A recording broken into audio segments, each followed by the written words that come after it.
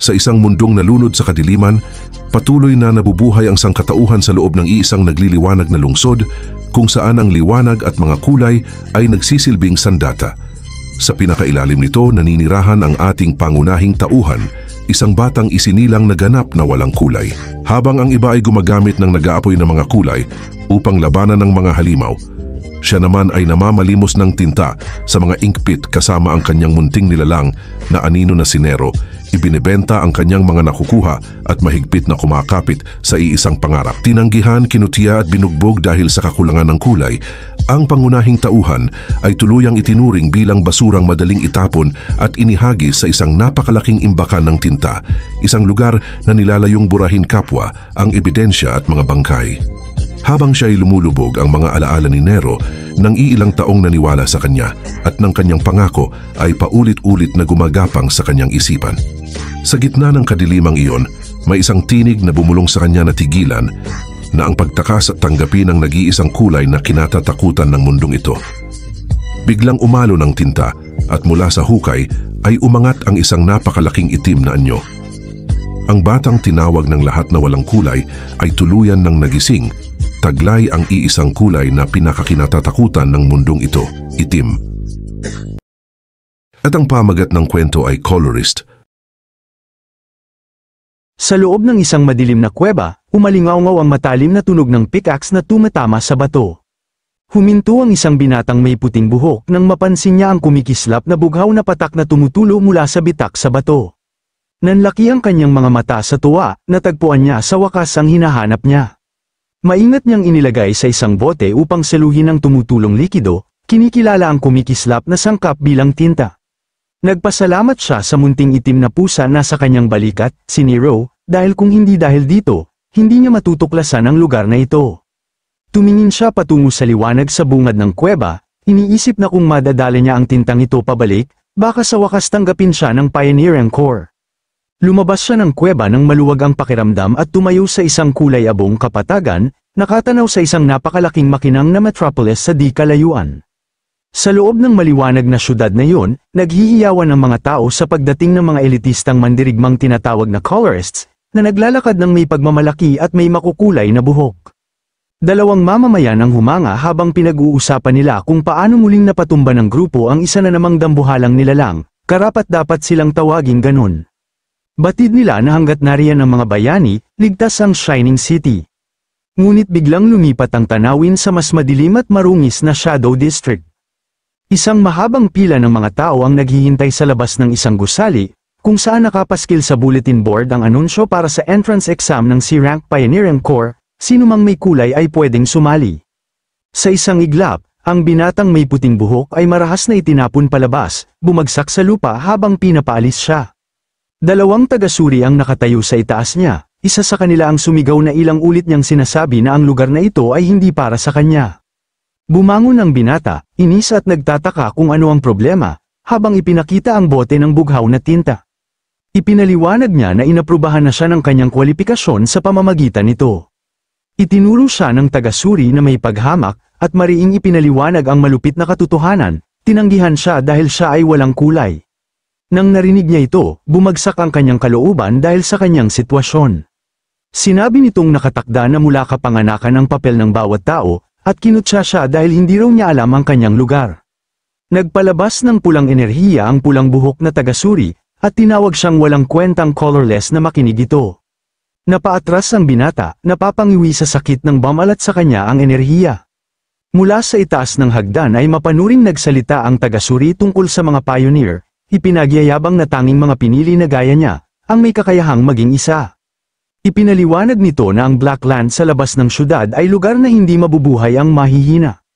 Isang kilabot na lupain, nilamon ng kadiliman at pinamumugar ng mababangis na halimaw na tinatawag na creatures. Ipinagmalaki niya ang mga pioneer, ang mga sumusuong roon para magsaliksik, mang-alap ng yaman, at labanan ng mga halimaw para sa sangkatauhan, kaya sila tinatawag na bayani. Bumalik ang tanawin sa kasalukuyan, malamig ang tingin ng taga-suri habang sinasabing imposible para sa isang colorless na makamit ang gayong mga bagay. Hinamak niya ang binata, sinabing dapat nitong tanggapin ang lugar nito at magtrabaho na lang sa mabababang gawain. Binalaan pa niyang mamamatay ito kung babalik, bago isinara ng malakas ang pinto, na iwan siyang mag-isa. Tumingin siya pababa nang may mahinang tunog mula sa kanyang dibdib. Sumilip mula sa kanyang jacket si Nero. Hinaplos niya ang pusa at sinabing maghahanap na lang sila ng ibang lugar, sanay na raw siya sa ganitong klaseng pagtanggi. Sa kabila ng kahihiyan, pinilit niyang ngumiti at nangakong magiging pinakamahusay na colorist siya balang araw. Mabilis niyang itinago si Nero sa loob ng damit, nag-aalala na baka may makakita sa pusa. Naglakad siya sa industrial na lansangan, hindi sigurado kung saan pupunta. Habang palakad-lakad ng may lungkot, umaasa siyang may lugar na tatanggap sa kanila. Hindi niya alam na may lalaking berde ang buhok na lihim na nakamasid sa kanya mula sa itaas. Maya-maya, naglalakad na siya sa isang mataong plaza habang tinitingnan ang kanyang notebook. Mabilis niyang minarkahan ang isa na namang lokasyon, ang buong pahina ay puno ng mga tinanggihan siyang pangalan. Napabuntong hininga siya, pagod at nadismaya. Sa huli, nagtungo siya sa isang gusaling may karatulang, Mari Workshop, at napabulong na wala na siyang magagawa. Binuksan niya ang pinto at tinawag ang may-ari na si Mari, pinaalam na bumalik na siya. Sa loob, isang babaeng may puting buhok at suot na goggles ang nag-angat ng salamin at masayang binati siya. Napansin ni Mari ang lungkot sa kanyang mukha at agad na hulaan na bumagsak na naman siya sa exam, hindi naman yun tinanggi ng binata, habang tumalon si Nero sa mesa at masigla siyang binati ni Mari. Sinubukan niyang pasiglahin ito, sinasabing mga bulag ang mga taga-suri dahil hindi nila nakikita ang talento nito, at marahil mas malakas pa siya kaysa karamihan ng mga pioneer. Ngunit nanatili itong pinanghihinaan ng loob, ano raw ang silbi ng lakas niya kung walang gustong tumanggap sa isang colorless. Ipinunto ni Mari na patunay ng kakayahan niya ang mga nasusungkit niyang yaman mula sa mapanganib na Blacklands, at iyon ang patunay ng kanyang kakayahan. Nanatiling mapagpakumbaba ang binata, sinasabing nabubuhay lang siya dahil tinutulungan siya ni Nero. Pag-iba ng usapan, inilapag niya ang bote ng bughaw na tinta at tinanong kung mabibili ito ni Mari, natuwa itong pumayag at sinabing babayaran siya ng maayos. Ibinuhos niya ang bughaw na likido sa isang tubo at nagreklamo na sobra-sobra ang pagtaas ng presyo ng tinta dahil sa kakulangan ng supply. Napansin ng binata na kaya marami ang nananawagang dagdagan ang bilang ng mga pioneer. Sa tanawin ng makina, makikita kung gaano kalaki ang umaasa sa mga makukulay na likidong ito. Nadismaya ang binata, inis na wala ni isang core ang gustong kumuha sa kanya. Tinanong siya ni Mari kung pinag-isipan na niya ang dati nitong mungkahi. Nag-alinlangan siya. Sinasabing tila medyo na may alam siya ng kaunti, habang may kinukuha si Mari at sinabi kung ano ang kanyang pinagsasabi. Biglang ibinagsak ni Mari ang isang papel sa mesa habang sumisigaw na kailangan niyang subukan ang lahat. Ipinakita ng flyer ang anunsyo ng pagre-recruit para sa S-Rank Dawn Pioneering Corps, nakasulat na bukas ang entrance test para sa lahat at nakabatay lamang ito sa kakayahan. Napatitig si Kay sa papel, nagulat, inamin niyang palagi siyang nag-aatubiling mag-apply sa prestihiyosong S-Rank Corps dahil sa palagay niyang siguradong mabibigo siya. Nagtanong siya sa kanyang sarili may pag-asa bang kilalanin ng ganoong lugar ang kanyang kakayahan. Hinimok siya ni Mari na subukan, sinasabi na kung tunay ngang nakabatay sa kakayahan ang pagsusulit, baka ito na ang pagkakataong makuha niya ang pagkilalang nararapat sa kanya. Ngumiti si Mari at pinaalalahan ang matagal na niyang pangarap na maging isang colorist. Lumitaw ang isang alaala, ang batang bersyon ni Kay, nag-iisa sa ulan habang mahigpit na yakap si Nero, na nagpapakitang bitbit niya ang pangarap na ito mula pagkabata. Tiniyak ni Mari na susuportahan niya ito palagi, kahit anuman ang mangyari, kaya nabuhayan siya muli. Dahil sa kumpiyansa ng kaibigan, napangiti si Kay at nagpas siyang hindi na siya maaaring magdalawang isip pa. Mahigpit niyang kinuha ang recruitment flyer, taglay ang bagong determinasyon, kumaway siya kay Mari at umalis sa workshop. Natuwa naman niyang sinabihan ito na mag-ingat. Habang naglalakad sa tahimik na eskinita ng Shadow District, hawak pa rin niya ang flyer at iniisip na kailangan niyang maghanda ng husto para sa exam. Bigla siyang natigilan nang biglang kumilos si Nero, tila naramdaman ang presensya sa likod nila. Nagtaka naman na nagtanong si Kay kung ano ang problema, at mula sa anino ay lumitaw ang isang kamay na may hawak na wand na may berdeng tinte sa dulo. Ang lalaking berde ang buhok, ang siyang nanmanman sa kanya kanina, ay itinuro ang wand sa kanya, upang umatake. Hindi nag-aksaya ng oras ang lalaki at agad siyang tumira ng berdeng enerhiya. Napalingon si Kay at bakas sa kanyang mukha ang pagkabahala, ngunit huli na. Tumama sa kanya ang atake ng buong lakas sa kanyang likuran, at sumigaw siya sa sakit habang tumilapon. Nang bumagsak siya sa lupa, nakatayo sa ibabaw niya ang lalaking berde ang buhok at ang katuwang nito. Hindi makapaniwala ang kanyang kasamahan na nagawa niyang makaiwas sa pag-atake. Sinasabi niya na swerte lang ang pagkakatama. Ngunit mariing tugon ng lalaking may berde na buhok na hindi na yun mahalaga, dahil mamamatay rin naman siya mamaya. Duguan at walang lakas, nakahandusay si Kay sa semento. Malamig na sinabi ng umaatake na walang pakialam ang mundo kung mamatay man ang isang colorless. Mahina niyang tinawag ang pusa, nakita niya ang takot na mukha ni Nero na sumisilip mula sa kanyang damit. Ginamit niya ang natitirang lakas para utusang tumakbo ang kanyang alaga. Lumipat ang tanawin sa isang industrial na lugar, may babala para sa ink waste disposal site. Napaungol si Kay nang magkamalay na nagugulat sa mga pangyayari, at nakita niyang nakangiti pababa sa kanya ang lalaking berde ang buhok at napansin niya na nagising na si Kay. Hawak siya nito sa kwelyo, palutang-lutang sa ibabaw ng isang napakalaking tangke ng itim na ink, tinukso siya ng lalaki, sinasabing kamalasan niyang buhay pa siyang itinatapon. Ipinaliwanag nitong ang hukay ay puno ng ink waste, isang knuckle-alasong halo na tumutunaw ng kahit ano, kaya walang makikita na katawan. Takot na takot, nagpumiglas si Kay at pilit na tinanong kung sino ba ang taong ito at bakit siya inaatake. Ibinunyag ng umaatake, na kanina habang pinagmamasdan nila ito, hindi naman siya ang pakay nila, kundi ang nilalang na nagtatago sa kanyang jacket. Ipinakita sa alaala na habang nagbabantay sila, hindi sila interesado sa binata kundi sa nilalang na sumusunod sa kanya.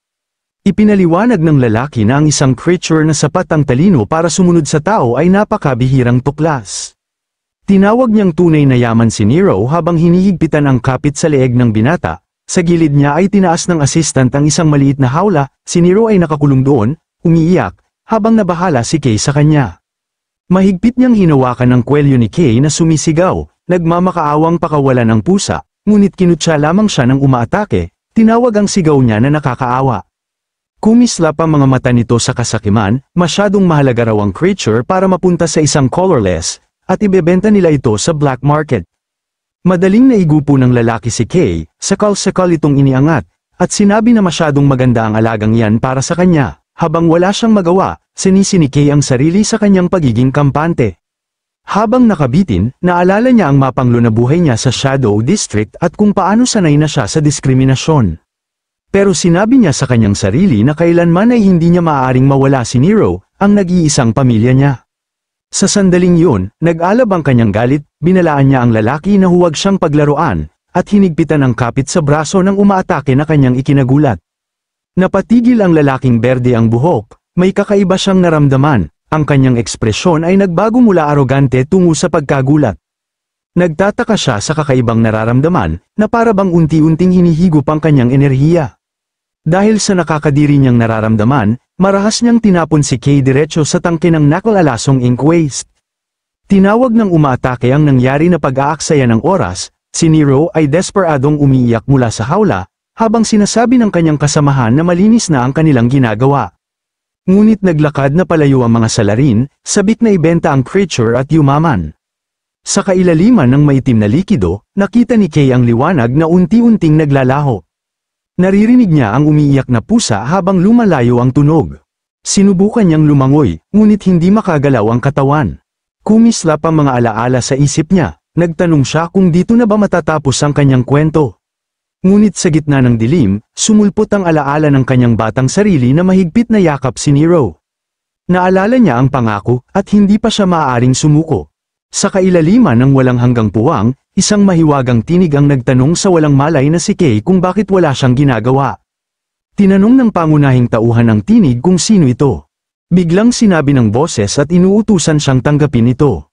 Sinabi ng boses sa kanyang kaisipan, habang inuudyukan siyang iligtas si Nero at yakapin ang tunay niyang kulay. Unti-unting nabalot ng anino ang kanyang mukha habang hinihingi ng tinig na bawiin niya ang kanyang kapangyarihan. Mula sa umiikot na puyo ng itim na likido, may kamay na umabot palabas. Nakatayo lamang si Kay, hindi kumikilos, habang ang isang hibla ng kadiliman ay unti-unting naglalaho sa itaas. Tumingin siya sa sariling mga kamay, ngayon ay balot ng itim na enerhiya, naguguluhan kung paano siya nakalubog sa tinta, magkakahiwalay ang kanyang mga alaala, ngunit isinantabi niya ang kalituhan upang ituon ang isip sa pinakamahalaga. Isang anino, may kumikislap na puting mga mata, ang unti-unting nabubuo, tinanong niya kung sino na ba siya. Isang mahinang iyak ang sumingit sa katahimikan, umaagaw sa atensyon ng nilalang. Pag-angat niya ng tingin, nakita niya ang dalawang malabong figure sa taas, may hawak na maliit na hawla, sa loob nito, umiiyak si Nero. Ang tanawin ng kanyang kaibigan ang nagbalik sa ulirat ni Kay, pinagtibay niya sa sarili na dapat niyang iligtas si Nero, iniunat niya ang kanyang kamay, ngayon ay gawa sa itim na ink, patungo sa mga lalaki. Bigla, sumabog ang isang higanteng bukal ng itim na enerhiya mula sa kailaliman.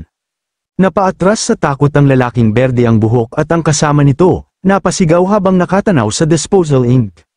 Nagulat sila nang makita nilang naglaho ang nakal-alasong lawa ng tinta, at tanging ang madilim na figura na lamang ang nakatayo sa ilalim. Nakatayo ang isang bagong nilalang, at naglalabas ng nakapanlulumong presensya.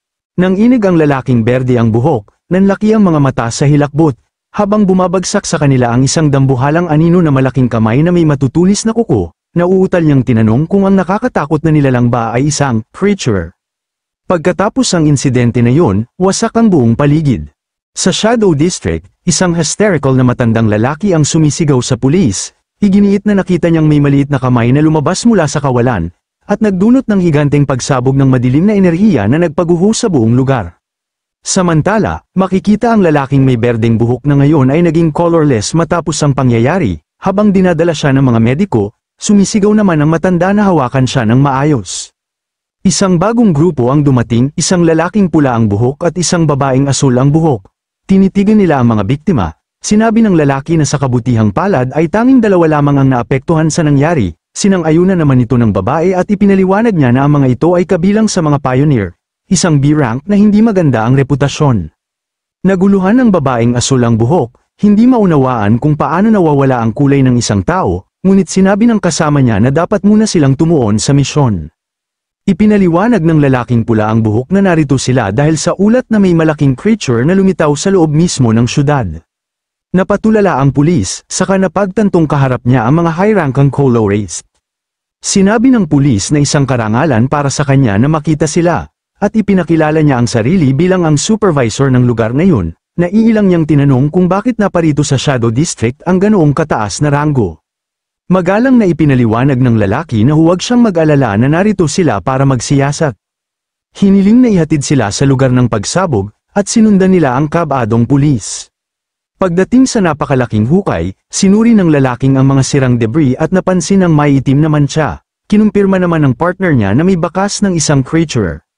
Ipinaliwanag nitong napaka-hindi pangkaraniwan na may malakas na monster na biglang lilito sa loob ng syudad, lalo na sa labas na distrito, sapagkat karaniwang maliliit na hayop lamang ang pumapasok sa loob ng pader ng lungsod at hindi mapanganib na nilalang. Habang nakatingin sa malalim na hukay, nagtanong ang babae posibleng bagong uri ng monster ang kanilang kaharap, pero sinabi ng lalaki na huwag muna silang tumalon sa conclusion. Kaya seryoso niyang sinuri ang paligid, at napagtanto na magiging mahirap hanapin ang kakaibang nilalang na ito dahil hindi ito umaayon sa karaniwang pattern. Pinagmasdan nila ang napakalawak na pinsala sa bayan habang unti-unting napupuno ng mga katanungan ang kanilang isipan. Sa kabilang dako naroon si Kay, nakahandusay sa dilim, umuungol sa sakit. Naramdaman niya ang magaspang na dila at gumising, sa tabi niya si Nero, dinidilaan ang kanyang buhok. Napaluha si Kay sa ginhawa at agad na niyakap ng mahigpit ang pusa, labis na nagpapasalamat na ligtas ito. Ngunit biglang sumakit ang katawan niya at napaisip, umupo si Kay, nalilito, sinusubukang buuin ang nangyari. Naalala niya ang lalaki na umatake at nagtapon sa kanya sa tangke, ang paghulog niya sa nakal-alasong itim na likido na tinta, at ang paglulubog sa kailaliman. Nanlaki ang mga mata niya, paano siya nabuhay, tinitigan niya ang kanyang mga kamay, parang hindi makapaniwala. Hinaplos niya ang sariling ulo at napahinto, ang dati niyang puting buhok ay naging itim. Hinawakan niya ang bagong kulay ng buhok, gulat na gulat, hindi maunawaan kung paano siya nabuhay o bakit nagbago ang kanyang anyo. Nakatayo sa gitna ng napakadilim na lugar, nagtanong siya kung bakit wala siyang makita. Desperado niyang tinawag si Nero, humihingi ng tulong, agad namang tumalon ng itim na pusa, mabilis na umikot sa ere, at biglang naglabas ng nakakasilaw na puting liwanag na nag-ilaw sa kabuuan ng paligid.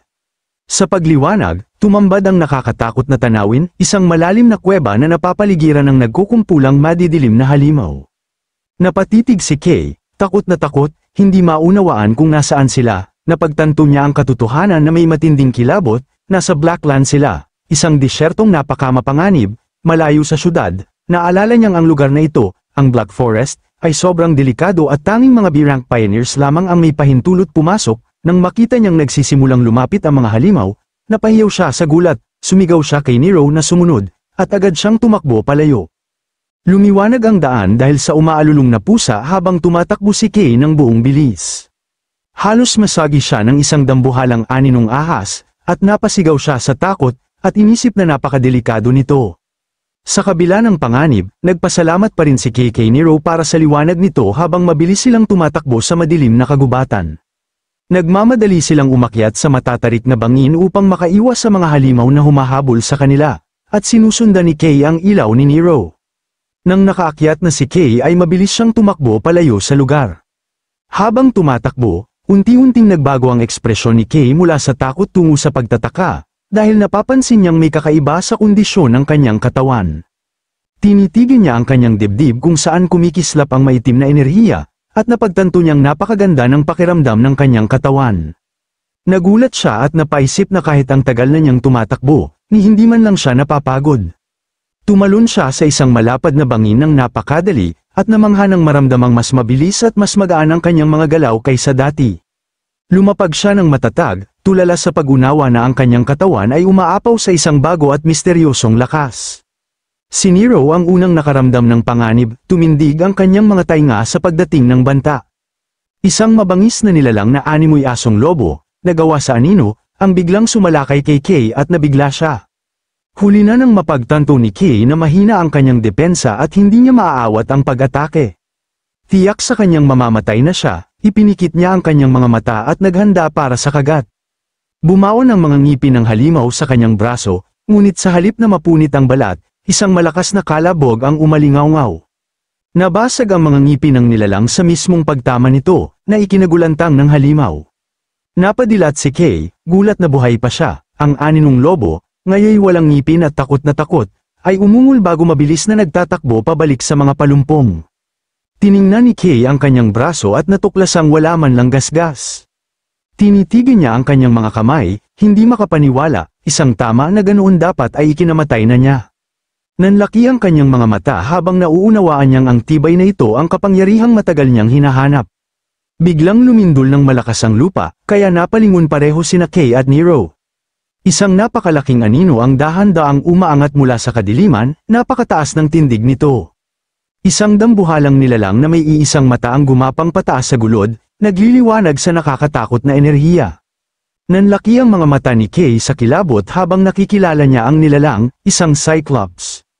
Itinaas ng Cyclops ang higanteng braso upang durugin siya. Nagtaka si Kay kung bakit ang isang predator na karaniwang naninirahan sa kailaliman ng itim na gubat ay nasa ganitong lugar. Tumama ang malakas na pag-atake ng Cyclops, at dahil sa matinding impact ay napalipad si Kay sa malayo bago siya bumangga sa isang pader, habang nagulat naman si Nero sa kanyang nakita. Samantala nabuhay si Kay sa epekto, nakaupo sa gitna ng mga gumuhong bato, inamin niyang mabigat ang tama, ngunit unti-unting lumitaw ang isang kumpyadong ngiti sa kanyang mukha habang napagtatanto niyang may laban siya.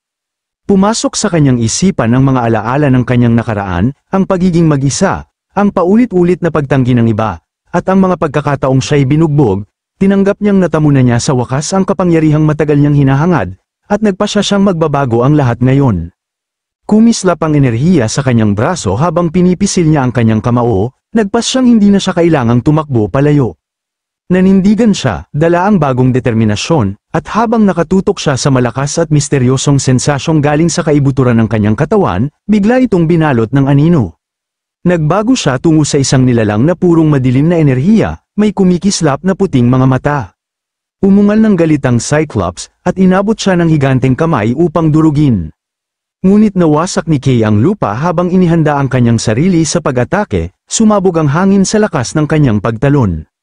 Habang lumilipad, inihanda niya ang kanyang suntok, isang suntok na tuluyang nagpasabog sa higanteng halimaw, nagkapira-piraso ito.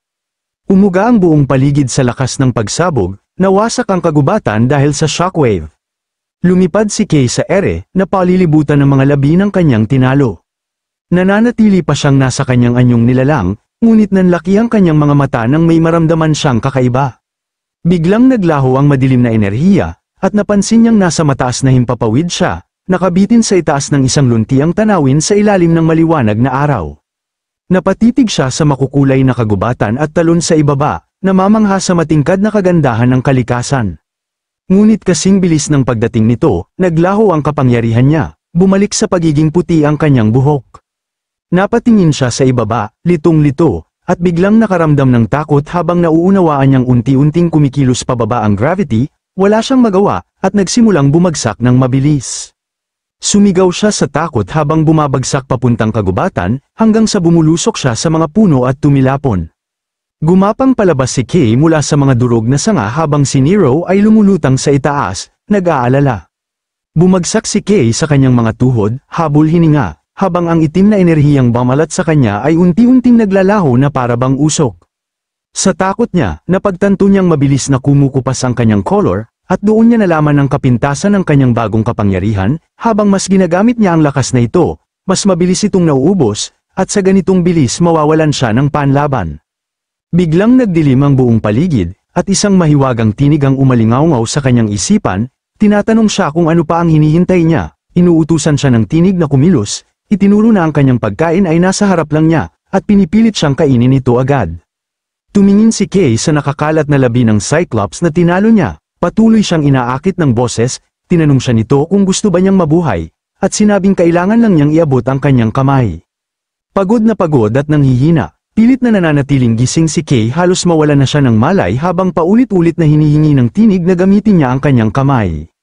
Bahagyang kumislap ang mga mata niya habang sinusubukan niyang mabuhay. Nanghihina at nanginginig, sumunod siya sa likas na utos at inabot ang kanyang kamay patungo sa mga labi ng halimaw. Ipinatong ni Kay ang kamay niya sa bangkay ng Cyclops. Agad na umaktibo ang isang madilim na teknik, at nagsimula niyang sipsipin ang aninong enerhiya na nananatili pa sa katawan ng halimaw. Napatingin si Nero, nanlaki ang mga mata sa pagkabigla habang pinagmamasdan niyang ginagawa ng kanyang amo ang nakatatakot na bagay na ito. Isang dambuhalang haligi ng itim na liwanag ang sumabog mula sa gubat, tumatagos sa kalangitan habang lubusang hinihigop ni Kay ang enerhiya. Nang hamupa ang liwanag, napahingal si Kay ng malalim, unti-unting nawawala ang pagod sa kanyang katawan. Sumandal siya sa isang bato, itim muli ang kanyang buhok at balik ang kanyang lakas. Tumingala siya at bamantong hininga ng maluwag, na pagtatanto niyang ligtas siya.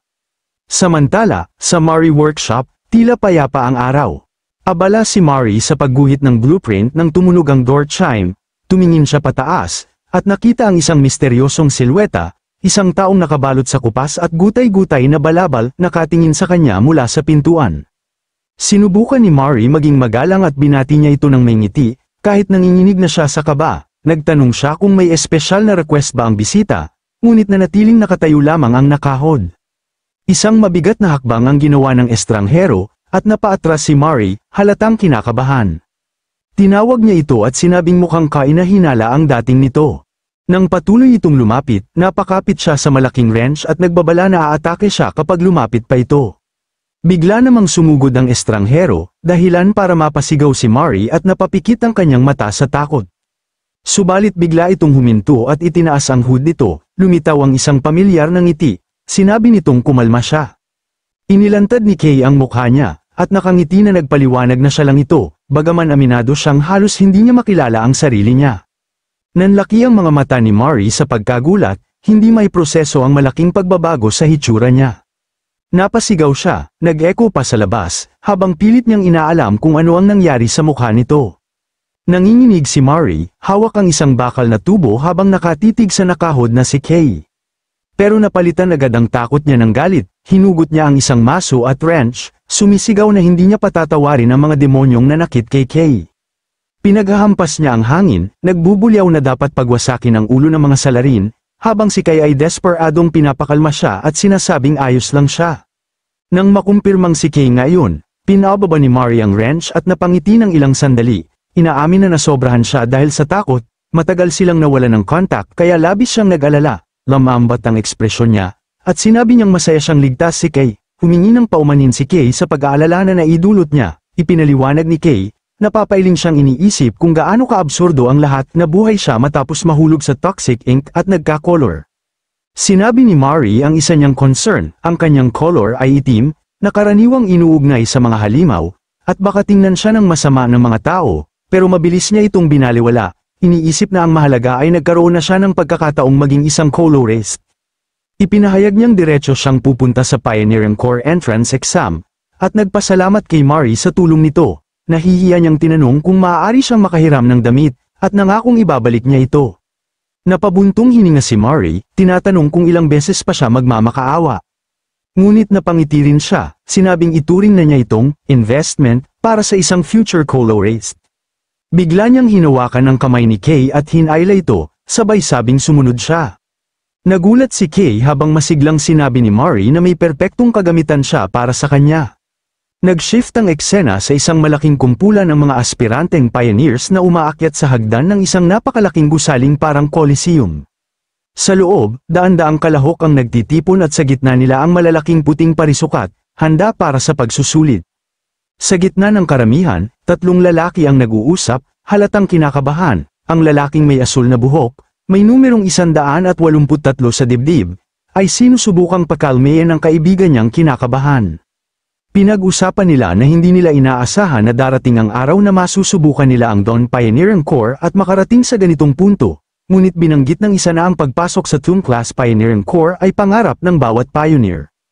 Ang grupo na kilalang matagumpay sa pag-explore ng mga panganib ng Blacklands, kilala din grupong ito bilang pag-asa ng Shining City, at isa silang S-rank corps na may maraming kakayahan bilang isang colorist. Ngunit nag-aalala ang mga kandidato dahil napakaraming malalakas na kalaban ang dumalo. Napansin nila ang isang babaeng may mahabang turkesa na buhok, na sinasabing anak ng isang tanyag na color family na isang bounty hunter, nakatayo sa tabi ng lalaking nakabini. Napansin din nila ang iba pang rising stars tulad ng batang may pink na buhok at goggles, at lalaking naka-gas mask. Pero sa kabila ng lahat ng yun, iisa ang taong nakakaakit ng pinakamalaking atensyon. Tumingin sila sa isang binatang na may numerong 126 at may matatalim na mga mata. Siya si Gale, ang Gale Sword, kumpiyansa ang karamihan na tiyak na papasa siya. Sinasabing kaya niyang harapin ang mga delikadong halimaw ng mag-isa. Gayunpaman, kilala rin siya sa pagiging malupit at marahas, at ito raw ang dahilan kung bakit siya itinapon mula sa dati niyang corps. Tumawa ng may kayabangan ang lalaking may numerong 183, sinasabing hindi siya natatakot sa gaya ni Gale, kahit ang mga ganyan ay walang kwenta kung magsasanay lang sila ng kaunti, lalo na't lahat ay nasa ilalim niya, ngunit sinabi ng kanyang kasamahan na isa iyon sa mga kalokohan. Narinig naman ni Gale ang kanilang pinaag-uusapan. Sinabi ng isang lalaki na sabihin ito sa kanyang harapan, ngunit sinabi naman ng lalaki numerong 183, na sobra naman yun at sabay tawa. Habang naririnig niya ang kanilang mga usapan, nababagot namang sinabi ni Gale na nakakatawa ang mga tao, nadismaya siya dahil akala niya makakakita siya ng isang S-rank, ngunit ito lang pala ang antas na kanyang makikita. Habang sinusuri niya ang mga kalahok, iniisip niyang wala ni isa mang kapansin-pansin sa kanila. Ngunit kumitid ang kanyang mga mata nang makita ang isang natatanging presensya, ang babaeng turkesa ang buhok. Kinilala niya ito bilang si Ellie Cyan, ang ikalawang anak ng Cyan family. Napangisi si Gale, inaaming nagaya sa mga sabi-sabi na siya lang ang may sapat na kalidad para mapansin. Inabot niya ang kamay sa direksyon ng karamihan, sa isip niya ini-imagine kung paano magugulat at magpapanik ang lahat sa darating na pagsusulit. Biglang tumunog ang mekanikal na loudspeaker, tinatawag ang atensyon ng lahat ng mga kandidato. Napalingon sina Gale at Ellie sa entablado habang idineklara ng boses na opisyal nang magsisimula ang entrance exam ng Dawn Pioneering Corps. Isang lalaking may matingkad na blonde na buhok at dilaw na mata ang tumayo sa podium, inanunsyo na magsisimula na ang test. Napasinghap ang lahat, na pagtatanto nilang ang examiner ay isang kilalang colorist mula sa Dawn Pioneering Corps. Nagbulungan ang mga kandidato. Kinikilala siya bilang isang bayani na nagbigay ng malaking ambag sa isang kamakailang creature hunt. Kung ganitong antas ng elite ang nag-exam sa kanila, malinaw na seryoso ang course sa pagre-recruit. Nang ibabaw ang nakakakilabot na presensya ng examiner, damang-dama ng lahat na ibang level ang isang S-rank corps member. Tumingin ito sa kanila at malugod na tinanggap sila. Nagpasalamat siya sa pag-apply nila. Sinasabing bawat isa ay may kanya-kanyang layunin, pera, kapangyarihan, dangal, o tungkulin. Ngunit malamig niyang idinagdag na wala talagang halaga ang mga rason na yon. Kumislap ang kanyang mga mata habang ipinaliwanag niyang sa huli. kakayahan lang ang tunay na sukatan ng tagumpay. Idineklara niya na naghahanap sila ng napakahuhusay na mandirigma na kayang pumasok sa Blacklands at bawiin ang teritoryo ng tao. Sinabi niyang tumingin ang lahat sa paligid, hindi nila kailangan ang mga pangkaraniwan, sisimula sila agad. Itinuro niya ang mga parisukat na plataporma sa sahig, inanunsyo na ang unang pagsubok ay isang torneo. Ipinaliwanag niyang pinakamahalaga ang galing sa pakikipaglaban para sa isang pioneer, dahil malupit ang mundo sa labas ng lungsod, tanging ang malalakas ang nabubuhay, at ang mga mahihina ay mamamatay. Ipinag-alam niya sa lahat na patunayan ang kanilang kakayahan. Sinabi niyang ang makakapasok sa susunod na round ay ibabase sa resulta ng torneo. Tinawag niya silang umakyat sa entablado kapag binanggit ang kanilang numero. Unang tinawag ang numerong 126 na si Gale, at numerong 286 ang kanyang makakalaban. Lumakad si Gale ng seryoso ang ekspresyon, nagbulang-bulungan ang crowd, tinatawag si Gale na heavyweight, at naaawa sa makakaharap niya ng ganoon kaaga. Ngunit ngumiti si Gale ng may kabangisan, iniisip na maswerte siya dahil magkakaroon siya agad ng kasiyahan. Naglalaway ang mata niya sa pananabik, iniisip kung paano niya paglaruan ang kanyang kalaban. Napansin niyang may lumalapit sa entablado, isang taong balot sa lumang balabal, may numerong 286, naisip niya kung bakit nakakatakot ang taong ito. Tiningnan siya ni Gale mula ulo hanggang paa. Iniisip na halatang mahina at awkward ang tindig nito. Hinawakan niya ang hawakan ng kanyang espada, na kung sino pa man siya ay hindi ngayon mahalaga. Hinugot niya ang espada, umalingaw-ngaw ang matalim na tunog nito, sinabi niya na nababagot na siya sa pananahimik ng ilang sandali. Pinakawalan niya ang kanyang lakas at inihampas ang espada, lumilikha ng matitinding guhit ng berdeng hangin. Nabighani ang mga manunood. Kinikilala ang pirma niyang teknik, ang Gale Sword, habang nabubuo ang kumikislap na berdeng mga espada sa hangin sa paligid niya. Pinuri siya ng mga tao bilang isang henyo na nakakakontrol ng ganoong advanced na teknik sa murang edad. Tinitigan ni Gale ng mabangis ang hooded figure, hinahamon itong subukang harangin ang atake. Umabante si Gale, sinisipa ang lupa para magkaroon ng puwersa, handang pagpira-pirasuhin ang kalaban. Nag-alon ang hangin sa paligid niya habang umaatake siya na parang buhawi. Ngunit nakatayo lamang ng tuwid at tahimik ang hooded figure, hindi gumagalaw kahit papalapit na ang napakalakas na atake. Sa sandaling binitiwan ni Gale ang kanyang espada, agad niyang inatake gamit ang kanyang teknik. Biglang kumilos ang hooded figure ng isang hakbang at tumama ng napakalupit na kaliwang hook sa mukha ni Gale. Napakalakas ng impact na tumilapon si Gale ng napakalayo, gumuguhit sa ere bago bumulaga sa pader ng arena, na nagkaroon ito ng matinding pagsabog na nag-angat ng alikabok sa paligid. Napasigaw sa takot at pagkagulat ang mga kandidato, hindi makapaniwala sa kanilang nakita. Bumanggas si Gale sa pader habang hindi makapaniwala ang mga tao sa nangyari.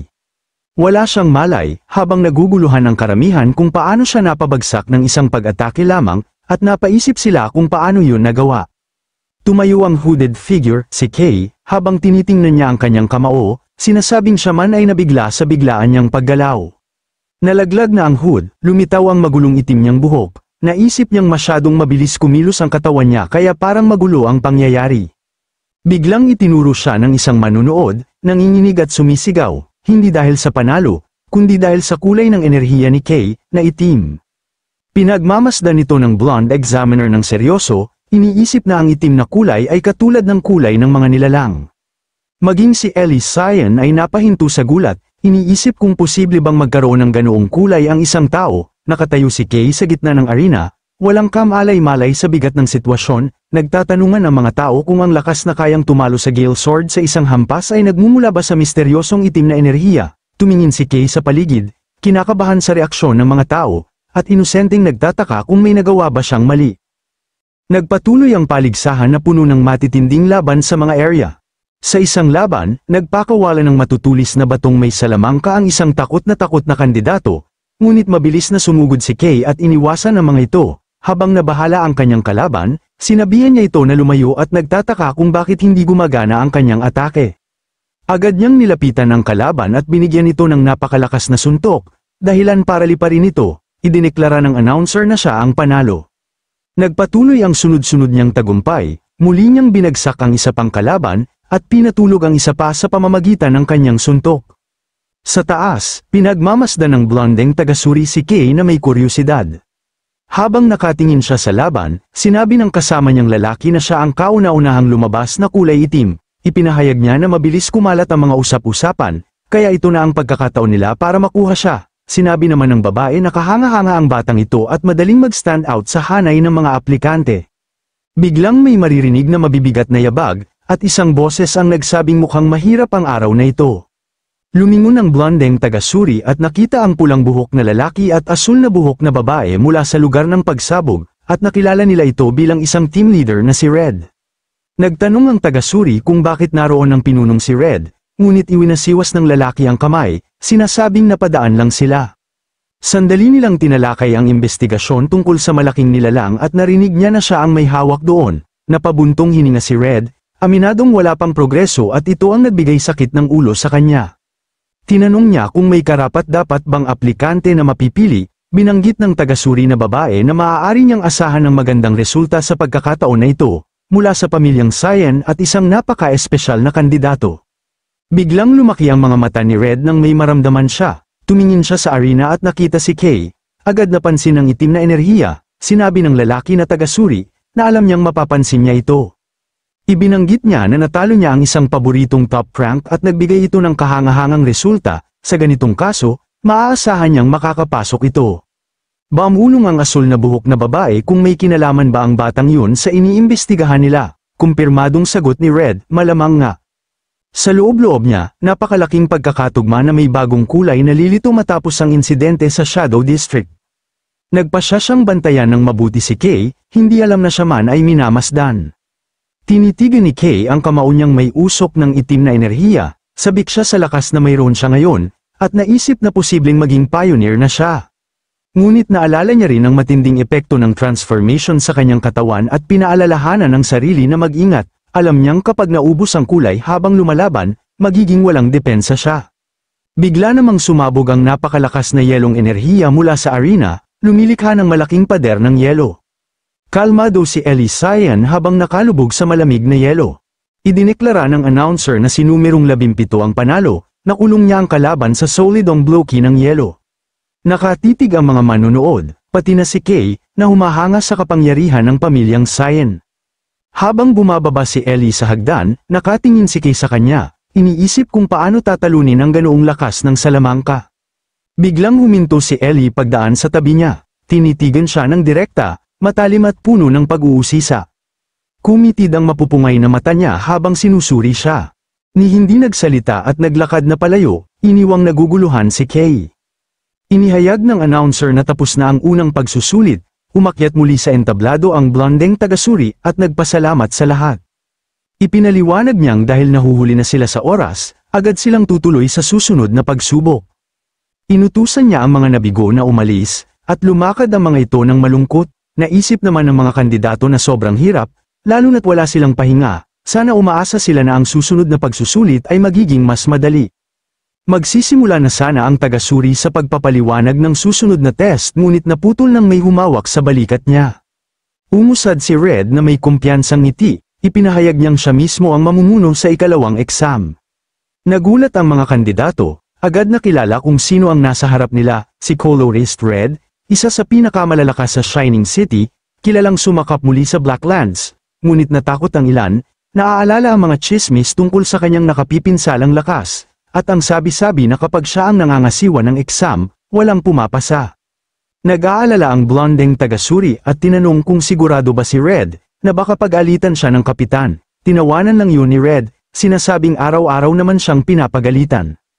Ipinahayag niya sa mga kandidato na simple lamang ang test, kailangan lang nilang tiisin. Biglang sumabog ang katawan niya sa napakalaking apoy, at isang dambuhalang alon ng apoy ang rumagasang parang bagyo patungo sa mga aplikante.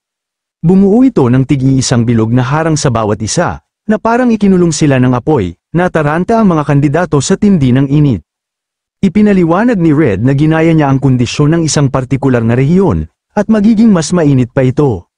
Sinabi niyang ang Blacklands ay puno ng matitinding lugar na halos hindi kayang tirhan ng tao, binabaan niya pa ang pagsubok, sinasabing ang init na yun ay parang mainit-init lang na kalan kumpara sa totoong labas.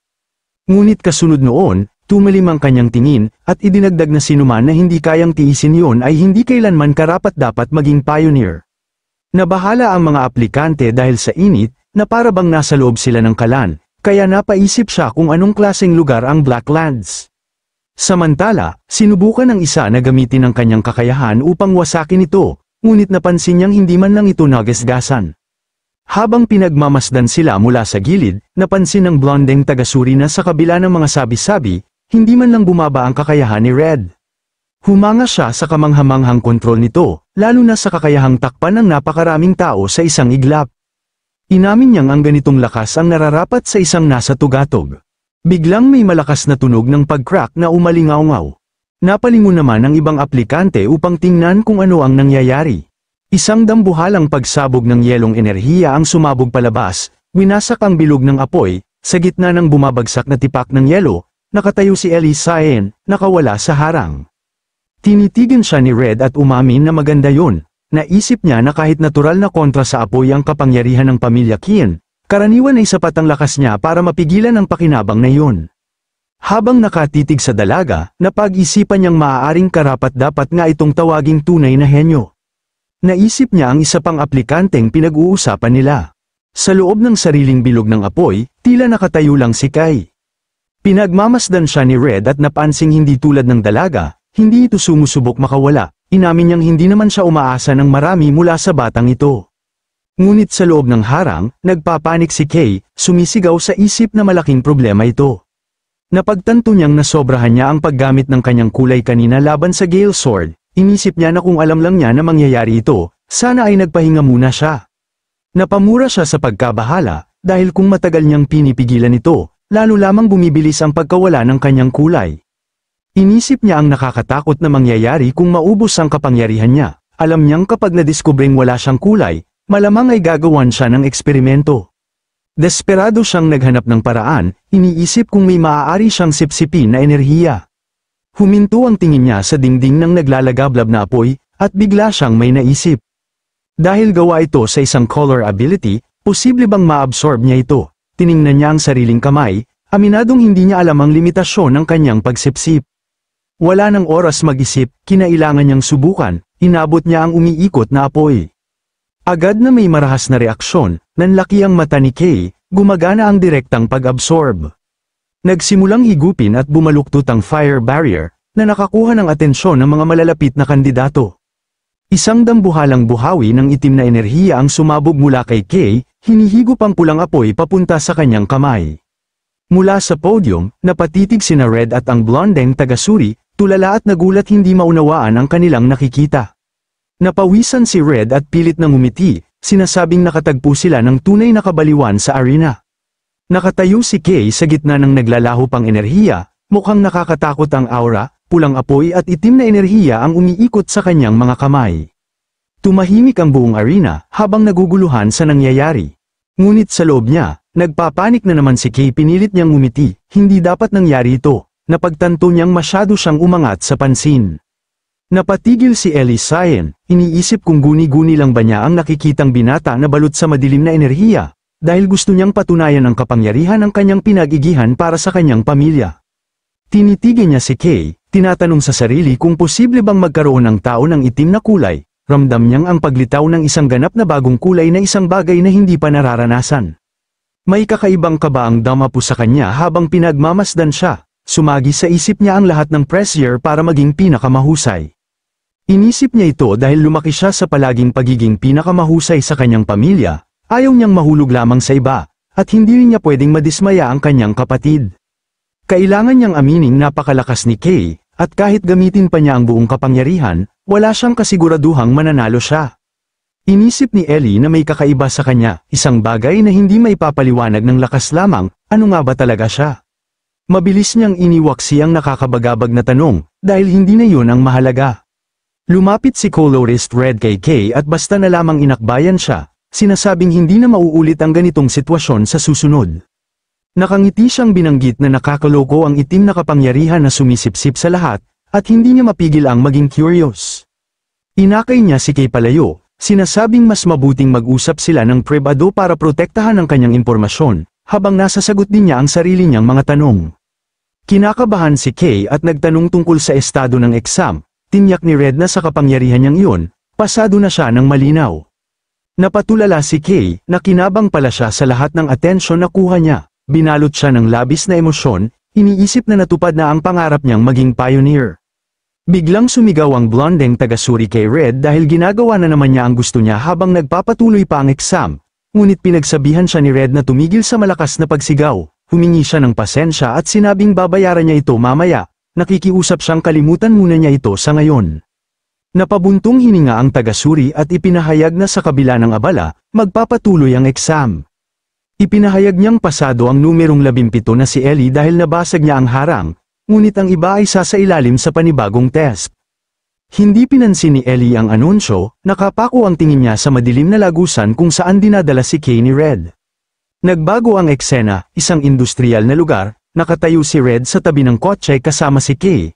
Habang ang asul-buhok na investigador ay nasa driver's seat, inutusan ni Red na maghintay muna siya. Napatingin si Kay sa paligid at natulala. Nakita niya ang napakalawak na guho at pagkawasak. Dinala siya ni Red sa lugar kung saan siya unang nahulog, sa tapunan ng mga tinta. Nakatitig si colorist Red sa winasak na lugar. Sinabi ni Red na pangit itong tingnan, ipinaliwanag niyang may malaking insidente na naganap dito, na agad nagpahinto kay Kay. Ikinwento ni Red na sa kauna-unahang pagkakataon sa kasaysayan, 2 pioneer ang natagpo ang ganap na naubos ang kulay at naging colorless. Dagdag pa niya, may mga nakakita raw ng isang napakalaking nilalang sa lugar na ito. Sinabi ni Red matapos lumitaw ang nilalang na yon, si Kay naman ang lumabas bilang unang taong nagkaroon ng itim na kulay, inisip niya kung isa lang ba itong pagkakataon. Habang tiningnan niya si Kay ay inaral niya ang kapangyarihan nito, inilalarawan ito bilang kakayahang sumipsip ng ibang mga kulay. Pinawisan si Kay habang tinititigan siya ni Red, na nagsabing ganap na banyaga ang ganitong uri ng kapangyarihan. Sa isip ni Kay, nagpanik siya, napagtanto niyang simula pa lang, pinaghihinalaan na siya ni Red.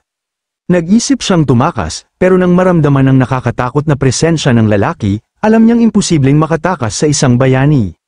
Biglang tumawa si Red, nabasag ang tensyon, kumaway siya at inaming sinusubok lang niya si Kay, pero nadismaya siyang masyadong tapat ang reaksyon nito kaya nawala ang saya, napatitig si Kay sa kanya, naguguluhan. Nilinaw ni Red na bagamat opisyal niyang tungkulin ang investigasyon sa insidente, mas interesado siya ng personal sa kakaibang kakayahan ni Kay. Ipinaliwanag ni Red na ang mga kulay ay hindi maaaring maghalo kailanman, buti sana kung pwede, pero imposible yon. Gayunman, napansin niyang ang kapangyarihan ni Kay ay parang hindi sumusunod sa batas na yon. Naalala niya ang pangalawang exam at binanggit na halatang hindi kontrolado ni Kay ang kanyang kakayahan. Ang pagsipsip sa lahat ng nakapaligid sa kanya ay tila naging bahagi na ng kanyang pagkatao. Nagsimulang magpaliwanag si Kay, pero pinutol siya ni Red. Nagsimulang magliwanag ang katawan ni Red sa pulang enerhiya. Sinabi niyang kailangan nilang magsagawa ng test. Nalito si Kay sa nangyayari. Inabot ni Red ang kanyang kamay, ipinaliwanag na kailangan niyang maintindihan kung paano gumagana ang kakayahang yon. Ngumiti siya, tinatawagan si Kay na subukang i-absorb ang kanyang enerhiya. Nagpanik si Kay at tumangging gawin yon, sinasabing delikado, tumawa lang si Red at sinabing masyado pang maaga para mag-alala ang isang baguhang tulad niya sa kaligtasan ng isang tulad ni Red. Nanahimik si Kay, seryoso at kinakabahan, nang utusan siya ni Red na tumigil sa pagsasalita at subukan na. Ang itim ay sumisimbolo sa Black Lance, isang nakakatakot na puwersang lumalamon sa lahat. Sa isip ni Red, hindi pwedeng pabayaan ang ganoong mapanganib na kakayahan, dahil maaari nitong yanigay ng pundasyon ng Shining City. May madilim na lihim na sumagi sa isip ni Red, hindi alam ng publiko, pero mayroong mga nilalang nakahawig ng tao. Tahimik niyang ipinahiwatig sa sarili na kung sakaling makaharap yun ni Kay, o mas masama, maging isa sa kanila, maaaring kailangan niya itong patayin. Napabuntong hininga si Kay, ramdam ang nakakatakot na pressure na nagmumula kay Red. Sa kabila nito, pumayag siya sa test, hinawakan niya ang kamay ni Red, kinakabahang nagtanong kung sigurado itong hindi niya kasalanan kapag may nangyaring masama, umakyat ang madilim na enerhiya mula sa katawan niya. Pagdampi ng kanilang mga kamay, isang shockwave ang nagbaluktot sa hangin. Napailing si Kay nang biglang damaloy sa braso niya ang nagwawalang pulang enerhiya ni Red, kasalungat ng sarili niyang itim na aura. Nanlaki ang kanyang mata sa pagkabahala dahil napagtanto niyang nagkamali siya. Isang napakalakas na pagsabog ng apoy ang sumiklab mula sa punto ng contact, dahilan para mapasigaw si Kay sa matinding sakit sa sobrang init. Sa loob ng nagliliyab na apoy, nagsumamo siya kay Red na tumigil, hindi niya kaya, Hindi niya makontrol, pakiramdam niya ay kumukulong lava ang dumadaloy sa katawan niya. Sa paningin niya, si Red ay naging dambuhalang nilalang ng purong apoy, makajos ang dating, dahilan kung bakit isa siyang bayani. Tahimik na nakatayo si Red sa loob ng apoy, pinagmamasdan siya. Napansin niyang walang tigil na hinihigop ng itim na enerhiya ni Kay ang kanyang kapangyarihan, parang gutom na gutom. Napagtanto niyang dahil hilaw pa ang kapangyarihan ni Kay, nakakayanan pa siyang labanan ng mga malalakas tulad niya, pero para sa mga ordinaryong tao, ganitong kakayahan ay tiyak na kamatayan. Habang umiikot ang apoy, mas lumalim ang interes ni Red, naisip niyang ang ipinakita ni Kay sa exam ay tiyak na hindi pa ang buong saklaw ng kanyang kakayahan. Nais niyang malaman hindi lang kung paano sumisipsip si Kay ng kulay, kundi kung paano niya ginagamit ang mga ito. Lumalala ang sitwasyon, ang enerhiya sa pagitan nila ay nagwawala, pinanood ni Red kung paano ang itim na enerhiya sa braso ni Kay ay nagkakalikot, nagiging matutulis na anyo, humahalo sa pulang enerhiya. Biglang sumabog ang pinaghalong pulang at itim na enerhiya. Naitulak si Red pabalik, napatingin siya sa naglalabasang enerhiya. Bahagyang nag-transform si Kay, ang kanang bahagi ng kanyang katawan ay nabalutan ng matutulis, demonyong baluti na binuo mula sa pinagsamang pulang at itim na enerhiya, napakuyom ng panga ni Red, pamilyar ang anyong yun. Ang matulis na kuko, ang nagliliwanag na mata, tila isang nilalang, inamin ni Red sa sarili na kung titignan lamang, may isip niyang isa itong halimaw. Pinagtibay nito ang kanyang hinala, sigurado na siyang si Kay ang may kaugnayan sa insidenteng kumitil sa kulay ng mga pioneer. Hirap ng manatiling gising si Kay, nagpasya si Red na unahin ang kaligtasan, kailangan niyang patayin ang apoy bago magwala si Kay. Tumawag siya ng bolang apoy, handang supalin ang binata. Ngunit biglang umungol si Kay, mababa, parang hayop, kaya natigilan si Red, tila may nilalabanan si Kay sa loob. Nag-shift ang eksena sa kalooban ni Kay, isang madilim na puwang na puno ng mapulang titik na tila sumisigaw, mga tinig ng kapangyarihan, hinihingi ang mas matinding kulay. Inuutos na magdala siya ng higit pa. Sa totoong mundo, napahinga si Kay ng hingal na hingal, nababaliw sa mga boses na yon, patuloy na minumungkahi ng mga tinig na tuksuhin siya, sinasabing sayang lang kung pipigilan niya at hinihikayat siyang kunin ito. Mula sa loob, sumisigaw si Kay sa mga tinig na tumahimik at manatiling lang ito. Sa matinding pagpipigil, kumislap ng pulang liwanag ang nag-iisang mata ni Kay, tinanggihan niya ang tukso, inuutusan ng kapangyarihan na manahimik at manatiling durog. Habang pinipuwersa niyang kontrolin ang magulong enerhiya, kumawala ang isang shockwave palabas, dahil sa pilitan niyang pinipiga ang enerhiya pabalik, nawala ang matinik na baluti, iniwan si Red na may totoong pagkagulat sa mukha. Halos hingal na hingal si Kay sa pagod, tinitingnan siya ni Red ng humanga at nagulat, tinatanong kung nagawa ba talagang supalin ng baguhan ang ganoong napakalakas na kapangyarihan mag-isa. Hingal pa rin si Kay, mabilis ang tibok ng puso, iniisip niyang nakakabaliw na nakaligtas siya. Nagpapanik siyang, iniisip kung bakit siya nag-berserk, tumingala siyang kinakabahan, takot na baka nawalan siya ng kontrol sa harap ng isang colorist. Alam niyang kailangan niyang maunawaan ang kanyang kakayahan, kaya dahan-dahan siyang lumapit kay Red.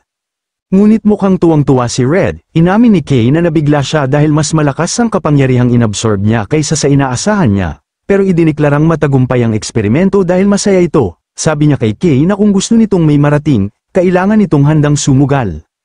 Ipinahayag ni Red na sapat na yun para sa pagsusulit, pero bigla siyang huminto at sinabing may isa pang bagay.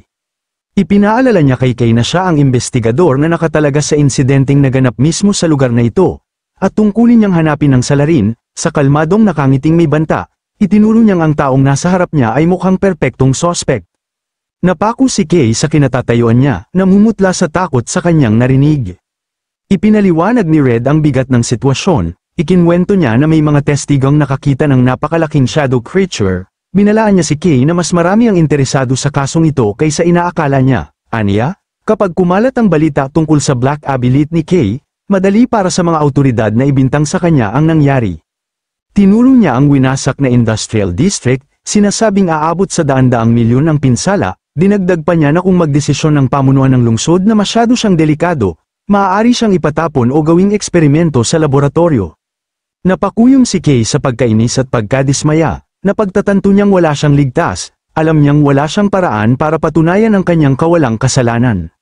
Biglang nag-alok ng pag-asa si Red, kung papayag si Kay na sumailalim sa kanyang pamumuno, maaari niyang may magawa. Wala ng pag-aalinlangan, yumuko si Kay ng 90 degrees, malakas na sinasabing inihahabili niya ang sarili niya sa pangangalaga ni Red.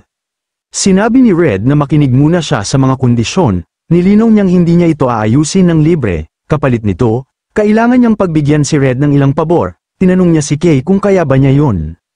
Pinilit ni Kay ang isang nanginginig ng ngiti, sa loob-loob niya, iniisip niyang mas mabuti na yun kaysa mabaon sa milyon-milyong utang o maging eksperimento, malakas siyang sumang-ayon, ipinapangakong gagawin niya ang anumang kailanganin ni Red. Nang marinig niya yun, ngumiti si Red at tinanong kung kaya ba niyang gawin ang lahat ng iyon. Sa tigang na disyerto, may maliit na nilalang na nanginginig sa takot bago halos madurog sa ilalim ng isang dambuhalang gulong ng rumaragasang sasakyan. Dumaan ang malaking armored transport truck sa mahamag at mabatong lupain ng Blacklands. Sa loob, nakatanaw si Kay sa bintana, iniisip na ito ang unang beses niyang umabot ng ganito kalayo at baka ito na ang una niyang totoong hakbang bilang pioneer.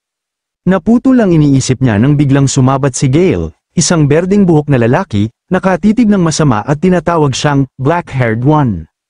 Bastos siyang sinabihan ni Gale na distracting siya at inutusan siyang manahimik, kahit wala naman siyang sinasabi. Tinitingnan lang siya ni Kay na may gulat at pagtataka.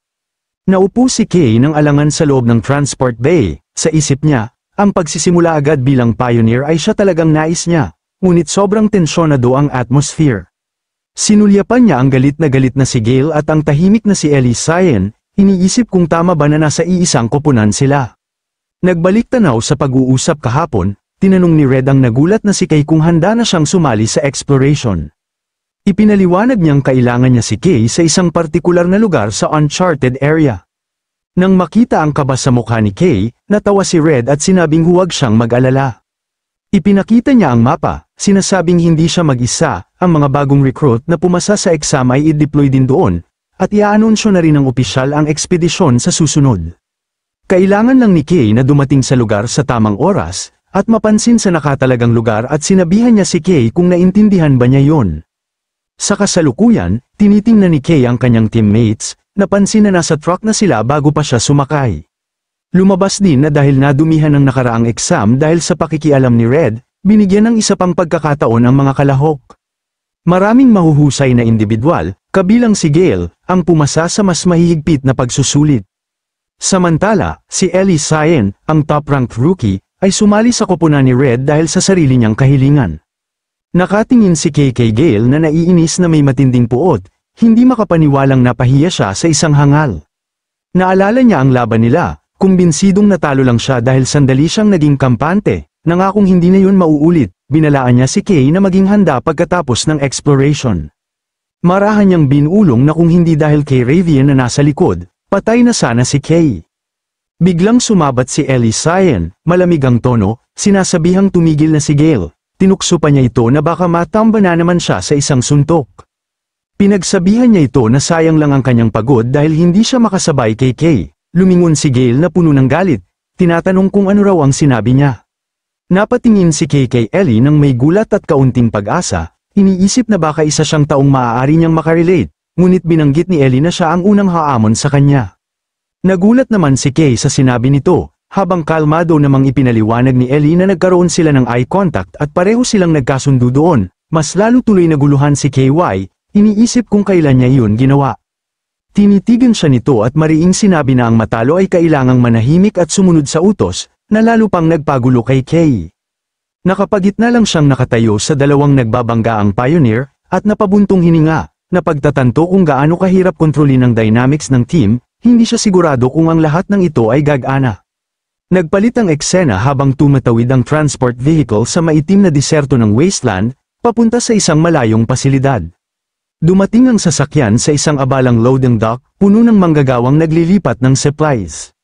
Bumaba ang grupo, si Kay, Ellie, Gale at ang iba pang recruits, papunta sa forward base ng Dawn Pioneering Corps. Namangha si Kay sa taas ng aktibidad, lalo na sa napakahusay na kagamitan ng S-Rank Corps, isang bagay na hindi niya naranasan nang mag-isa siyang pumasok sa Blacklands. Biglang may tumulak na daliri sa pisngi ni Kay, ikinagulat niya ito, at paglingon niya ay nakita niya si Mari na nakangiti, masaya niyang ipinaliwanag na dahil ito ang unang mission ni Kay, kailangan niyang sumama para suportahan siya. Binuksan ni Mari ang kanyang jacket, ipinapakitang kasama rin si Nero. Binuhat ni Kay ang itim na pusa, nagpapasalamat kay Mari sa pag-aalaga dito. Ngumiti siya ng mainit at sinabing pamilya si Nero. Ipinaliwanag niyang nakakuha siya ng magandang pagkakataon para sumama sa exploration team bilang support staff dahil kapaki-pakinabang ang kanyang mga kasanayan. Napatingin si Kay at Mari nang inanunsyo na oras na para sa assembly. Nakatayo ang mga pioneer sa kulay abo na wasteland habang nagpapatuloy ang anunsyo na papasok na sila sa Blacklands. Ibinigay ni Kay si Nero pabalik kay Mari, sinasabing alagaan niya ito, binanggit naman niya na siya na ang bahala dito. Binalaan siya ni Mari na huwag gumawa ng delikadong bagay, at ngumiti si Kay, sinasabing magkikita sila muli. Niyakap ni Mari si Nero habang nagpupumiglas ito, kaya sinabihan niya ito na huwag nang malungkot. Pero biglang tumalon ang pusa mula sa kanyang bisig, ikinagulat niya. Sumigaw siya ng pangalan ni Nero habang tumatakbo ang pusa papunta kay Kay, at biglang lumubog sa anino sa lupa. Nanlaki ang mata ni Mari sa pagkabigla sa hindi likas na galaw na yon. Nauutal siyang sinusubukang tawagin si Kay, na nagtataka sa mga nangyayari. Ngunit hindi na siya narinig ni Kay at patuloy na itong naglakad kasama ang iba pang mga pioneer, inisip na lang niya na hindi naman ito isang malaking bagay. Nalipat ang grupo sa madilim at napapaderang bunganga ng kuweba. Sa harapan, isang babaeng may matingkad na orange na buhok at puting coat ang sumisigaw na maghanda ang lahat, inihahayag na ang mga bagong recruit ay papasok sa Blacklands. Sigaw niya na kaligtasan ang pinakamahalaga sa kanilang mga misyon. Binalaan niyang may naiulat na hindi pa natutukoy at mapanganib na mga nilalang sa Area 21, isang napakadelikadong lugar kung saan natagpuan ang bangkay ng isang A-rank creature. Biglang may lalaking pioneer na tumakbo papunta sa babaeng orange ang buhok, tinawag siyang Aransha. Kinabahang iniulat niyang dinala ng Red Team leader ang mga bagong recruit pero iniwan nila ang kanilang formation nang walang pahintulot. Nanlaki ang mata ni Aransha sa gulat at tinanong kung totoo yun. Pinagtibay naman ito ng lalaking pioneer, at siya ang in charge sa site ngayon. Kaya napabuntong hininga si Aransha na nagdudulot na naman daw ng problema ang lalaking yun, nakiusap na lang siya sa kanyang senior na ibalik ang mga baguhan ng ligtas, habang tinatawag siya ng kanyang kasamahan na, Chief, binanggit nito na mukhang pupunta sa ibang lugar ang expedition team na yun. Samantala, palihim na pumasok ang grupo sa isang madilim na kanyan, lumalayo sa pangunahing hukbo. Inabot ni Colorist Red ang kamay niya sa mga anino, nangunguna sa paglalakad, ang maliit na squad, si Kay, Gale, Ellie, at Red, ay humiwalay sa formation. Kinabahan si Kay at tinanong ang team leader kung ayos lang ito, itinuro niyang papunta sa ibang direksyon ang main team, kumpirmado ni Red na iba ang kanilang destinasyon. Nabahala naman si Kay dahil silang tatlo ay isang baguhan lamang.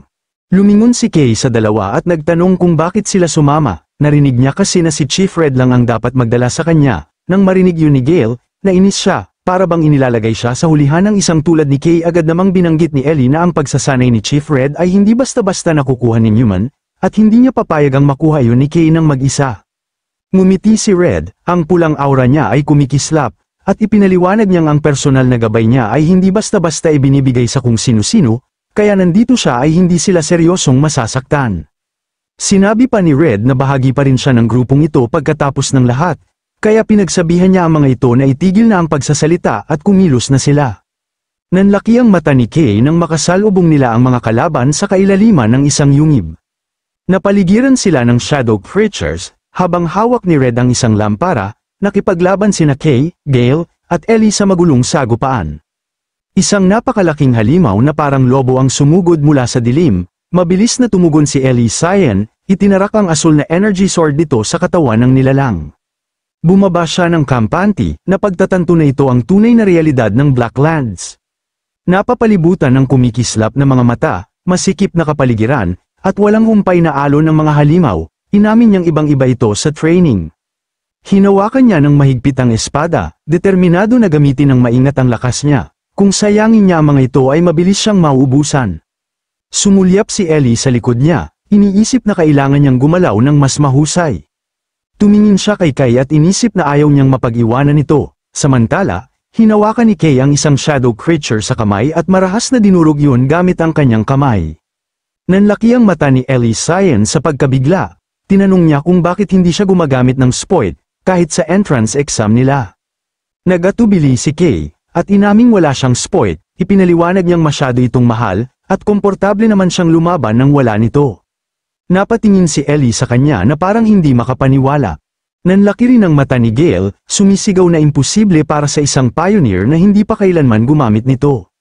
Ang Spoit ay mahalagang kagamitan para sa mga pioneer. Ginagamit ito para i-infuse ng color energy ang mga armas upang makalaban ng mga nilalang.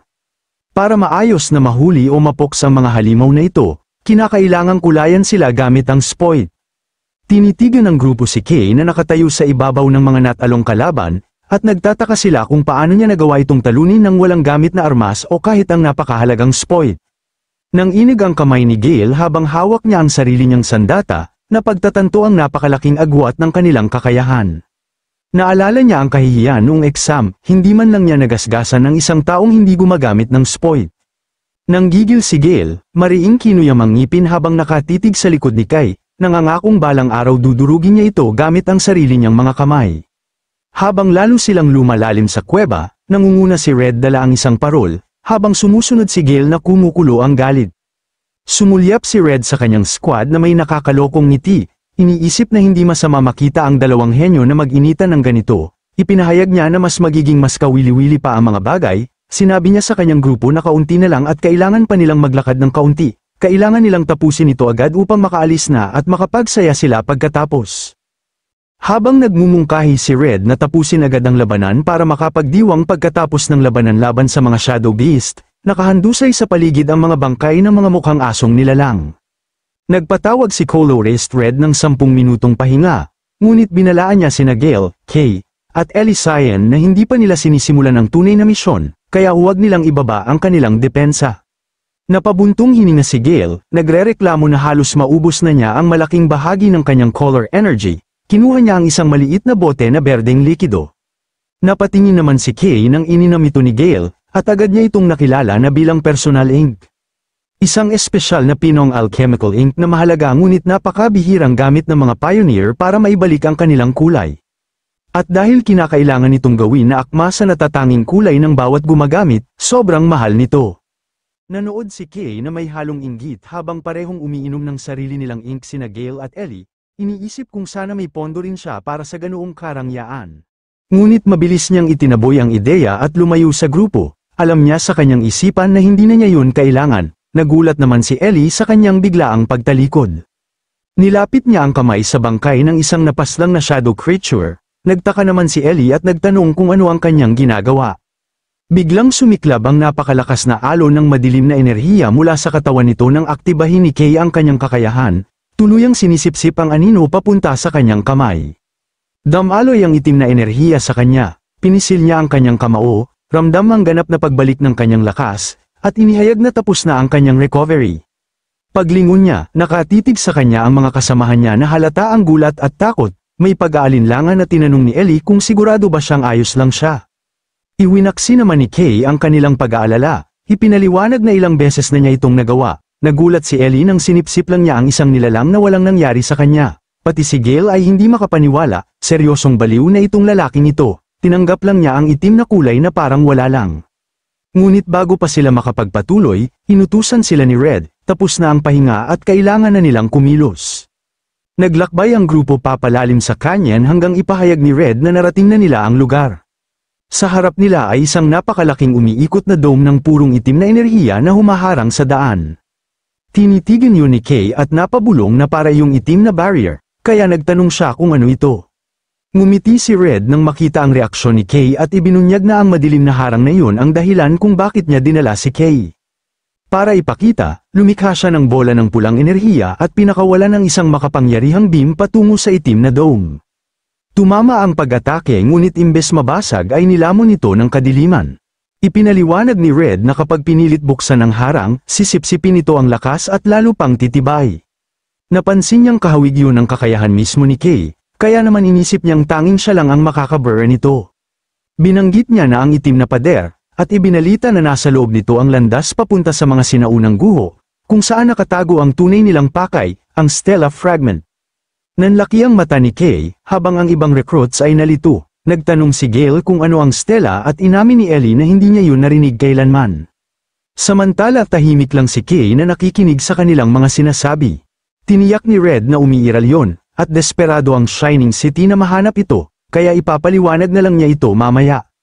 Dahil dito, inutusan niya si Kay na alisin muna ang barrier at agad naman siyang sumunod. Lumapit si Kay sa dambuhalang pader ng kadiliman, at nang hawakan niya ito ay automatikong umaktibo ang kanyang absorption ability. Ramagasa ang itim na enerhiya papunta sa kanyang kamay, lumilikha ng higanteng alon habang hinihigop ang buong dome, nakamasid sina Red, Gale, at Ellie habang kinakain ng kapangyarihan ni Kay ang hadlang. Nakangising nagmamasid si Red, tuwang-tuwa na tama ang kanyang hinala. Nang tuluyang maglaho ang harang, sinabi ni Red na magiging kapaki-pakinabang ang kapangyarihan ni Kay simula ngayon. Ngunit hindi mukhang masaya si Kay, nanginginig at pinagpapawisan siya, hirap kontrolin ang napakalaking enerhiyang nasipsip niya. Biglang yumanig ang lupa, nagpanik sina Gale at Ellie habang lumalakas ang pag-uga. Napagtanto nilang ang malakas na ingay ay siguradong makaakit ng mga mapanganib na nilalang. Umalingaw-ngaw ang dagandong mula sa ginawa ni Kay sa buong canyon. Biglang lumabas ang iba't ibang may itim na monsters mula sa mga bangin, napapalibutan ang buong koponan. Agad na naglabas ng sandata sina Ellie at Gale, habang humalakhak si Red, natutuwa sa mainit na pagsalubong ng mga nilalang. Inutusan ni Red ang kanyang koponan na patayin ang mga halimaw habang si Kay ay mag-focus sa pagtanggal ng barrier. Sa malamig na tinig, ipinag-utos ng pinuno na lipulin ang bawat isa. Sumugod sina Gale at Ellie ng napakabilis. Umatake si Gale nang hindi ka panipaniwala ang bilis, hinihiwa ang mga anino gamit ang wind-infused attacks. Pinalabas naman ni Ellie ang kanyang kapangyarihan, naglabas siya ng malalaking spike ng yelo mula sa lupa, tumatagos sa maraming halimaw. Habang naglalaban ang dalawang recruit, binabantayan sila ni Red, handa umano siyang makialam ngunit mukhang hindi kailangan. Madali siyang bumuo ng mga orb ng pulang enerhiya at nagpaputok ng mga beam na tumatagos sa mga natitirang halimaw. Napaisip si Red na kahit bago pa lang ang mga ito, mataas na ang antas ng kanilang kakayahan, hindi na niya kailangan sumali pa sa laban. Natuwa pa siya dahil nakita niyang kaya nilang hawakan ang ganitong sitwasyon. Habang nakabantay si Red, hirap si Kay sa pabago-bagong enerhiya, napahawak siya sa kanyang kamay, napansin niyang kakaiba ang pakiramdam ng barrier, parang kahawig ng mismong lakas niya, naisip niyang dahil pareho silang may black attribute. Napagtanto niya ang panganib, kung mabitawan niya ang konsentrasyon, maaaring baligtarin ng barrier ang daloy at siya naman ang sipsipin nito. Ngunit pinagdiinan niya, ayaw niyang magpatalo dahil siya ay malakas, sa huli, sa isang matinding sikad ng lakas loob, natapos niya ang absorption. Nakatayo siya sa gilid ng landas, hingal at pawisan, at iniulat na nasipsip na niya ang lahat. Nang tumingin siya pababa sa kung ano ang tinatago ng harang, nagulat siya na may isang napakalaking hukay, purong itim, at walang nakikitang ilalim. Iniisip niya kung ang nakakatakot na bangin na ito ba ang mismong pasukan papunta sa mga guho. Nang matapos niya ang kanyang gawain, lumingon siya at tinawag ang pinuno ng koponan, iniulat na matagumpay niyang natanggal ang barrier. Sa pagkawala ng harang, pinuri siya ni Red na tama ang kanyang iniisip tungkol sa kanya. Kaya ipinahayag niya sa buong grupo na wala na ang barrier, mag-relax na sila at mag-ugnayan sila dito. Dagdag pa niya, hindi na kailangan nilang tapusin ang lahat ng halimaw. Ngunit biglang nagbago ang ekspresyon ni Red na puno ng pagkabigla nang maramdaman niya ang biglaang panganib. Sa kidlat na bilis, sumugod siya at hinila palayo sina Ellie at Gale. Ilang saglit lang, isang napakalakas ngunit di nakikitang hiwa ng enerhiya ang dumaan sa hangin, nag-ukit ng malalalim na gatlang sa lupa kung saan sila nakatayo kanina. Nilipol ng pag-ataking iyon ang mga natitirang shadow monster, habang bumagsak ang mga katawan ng halimaw sa lupa, ligtas na napunta sina Red, Ellie, at Gale sa mas mataas na bahagi ng lugar. Nanlaki ang mata ni Gale sa sindak, napagtantong namatay na sana siya agad kung hindi siya nahila ni Red. Bakas sa lupa naganap ang matinding pag-atake, nag-iwan ito ng malalim na hiwa sa lupa, at naghugis kwadrado pa ito. Naging seryoso ang mukha ni Red, napabuntong hininga siya, sinasabing kaya pala mahina ang resistensya ng mga halimaw kanina, may mas malakas palang nilalang na nagpapalaya sa kanila. Naalala niya ang isang ulat tungkol sa isang mapanganib na nilalang na gumagala sa lugar. Mula sa alikabok, unti-unting lumitaw ang isang anino, may isang taong naglalakad papalapit sa kanila, hinihila sa lupa ang napakalaki nitong espada, hinala niya na lilitaw ang bagay na yun ngayon. Sinabi ni Red na tapos na ang oras nila sa paglalaro, habang papalapit ang nilalang. Nang tuluyang may sanaga ng liwanag, nakita nila ang lalaki, kalahati puti, kalahati itim, at ang kalahati ng mukha nito'y natatakpan ng tila itim na maskarang tumubo mula sa balat, mayroon siyang iba't ibang sandata na nakasukbit sa likuran. Matalim ang tingin ng estranghero, bumabalot sa kanya ang nakakakilabot na aura. Tumayo si Red sa pagitan ng kanyang koponan at ng bagong panganib, sabay utos kina Kay at sa iba na makinig ng mabuti. Bigla niyang ibinigay ang isang lantern sa kamay ni Kay at nagbigay ng mabilis na utos, kailangan nilang pumasok agad sa mga guho at hanapin ang Stella Fragment na magkakasama. Ipinagkatiwala niya ito sa kanyang grupo, na lahat sila ay sapat na at kaya nilang gawin ito. Tumingin si Kay kay Red, nanlaki ang mata sa kaba at pagkabahala, tinanong niya kung inaasahan ba ni Red na sila lang ang bababa roon. Ngunit sinabihan lang niya ito na itigil na ang pagsasalita at kailangan na nilang pumasok, kasabay nito, itinulak niya sina Kay, Ellie, at Gale papunta sa malalim na bangin. Napasigaw si Kay, tinatawag ang pangalan ng kanilang pinuno habang nahuhulog silang tatlo sa kailaliman. Naiwan mag-isa si Red sa gilid ng bangin, habang umalingaw mula sa kalaliman ang boses ni Kay, na nagtatanong kung paano sila mabubuhay ng sila lang. Nagkatitigan ang dalawang makapangyarihang nilalang, isang tensyosong paghaharap na nagpapahiwatig ng isang mabigat na labanan. Paglipat ng eksena, sa ilalim ng bangin, puro kadiliman, nakahandusay si Kay, hindi gumagalaw matapos ang napakahabang pagbagsak. Napapagiling siya sa sakit, habang pilit tumatayo sa nakakalunod na dilim. Naalala niya ang lantern na ibinigay ni Red, agad niya itong pinaandar, nagtataka kung nasa loob na ba siya ng mga guho. Sumiklab ang liwanag, nagbigay ilaw sa paligid, biglang natigilan si Kay, punong-puno ng hilakbot ang kanyang mga mata, nanigas siya sa pagkabigla, iniisip kung ano itong lugar. Sa halip na sinaunang guho, ang lantern ay nagliwanag sa mga wasak ng napakalaking modernong skyscraper at mga durog na konkretong gusali, para itong modernong lungsod na nawasak at nakalibing sa ilalim ng lupa. Nakatayo si Kay sa isang ledge, tinatanglawan ng lantern ang napakalawak na guhong lungsod, hindi siya makapagsalita sa tindi ng tanawin. Kamangha-mangha para sa kanya na umiral ang ganitong lugar na underground, ngunit nagrereklamo siyang hindi niya makita ng malinaw ang paligid dahil sobrang dilim. Biglang may boses na nagsabi sa kanya na tigilan ang reklamo at magtungo sa liwanag.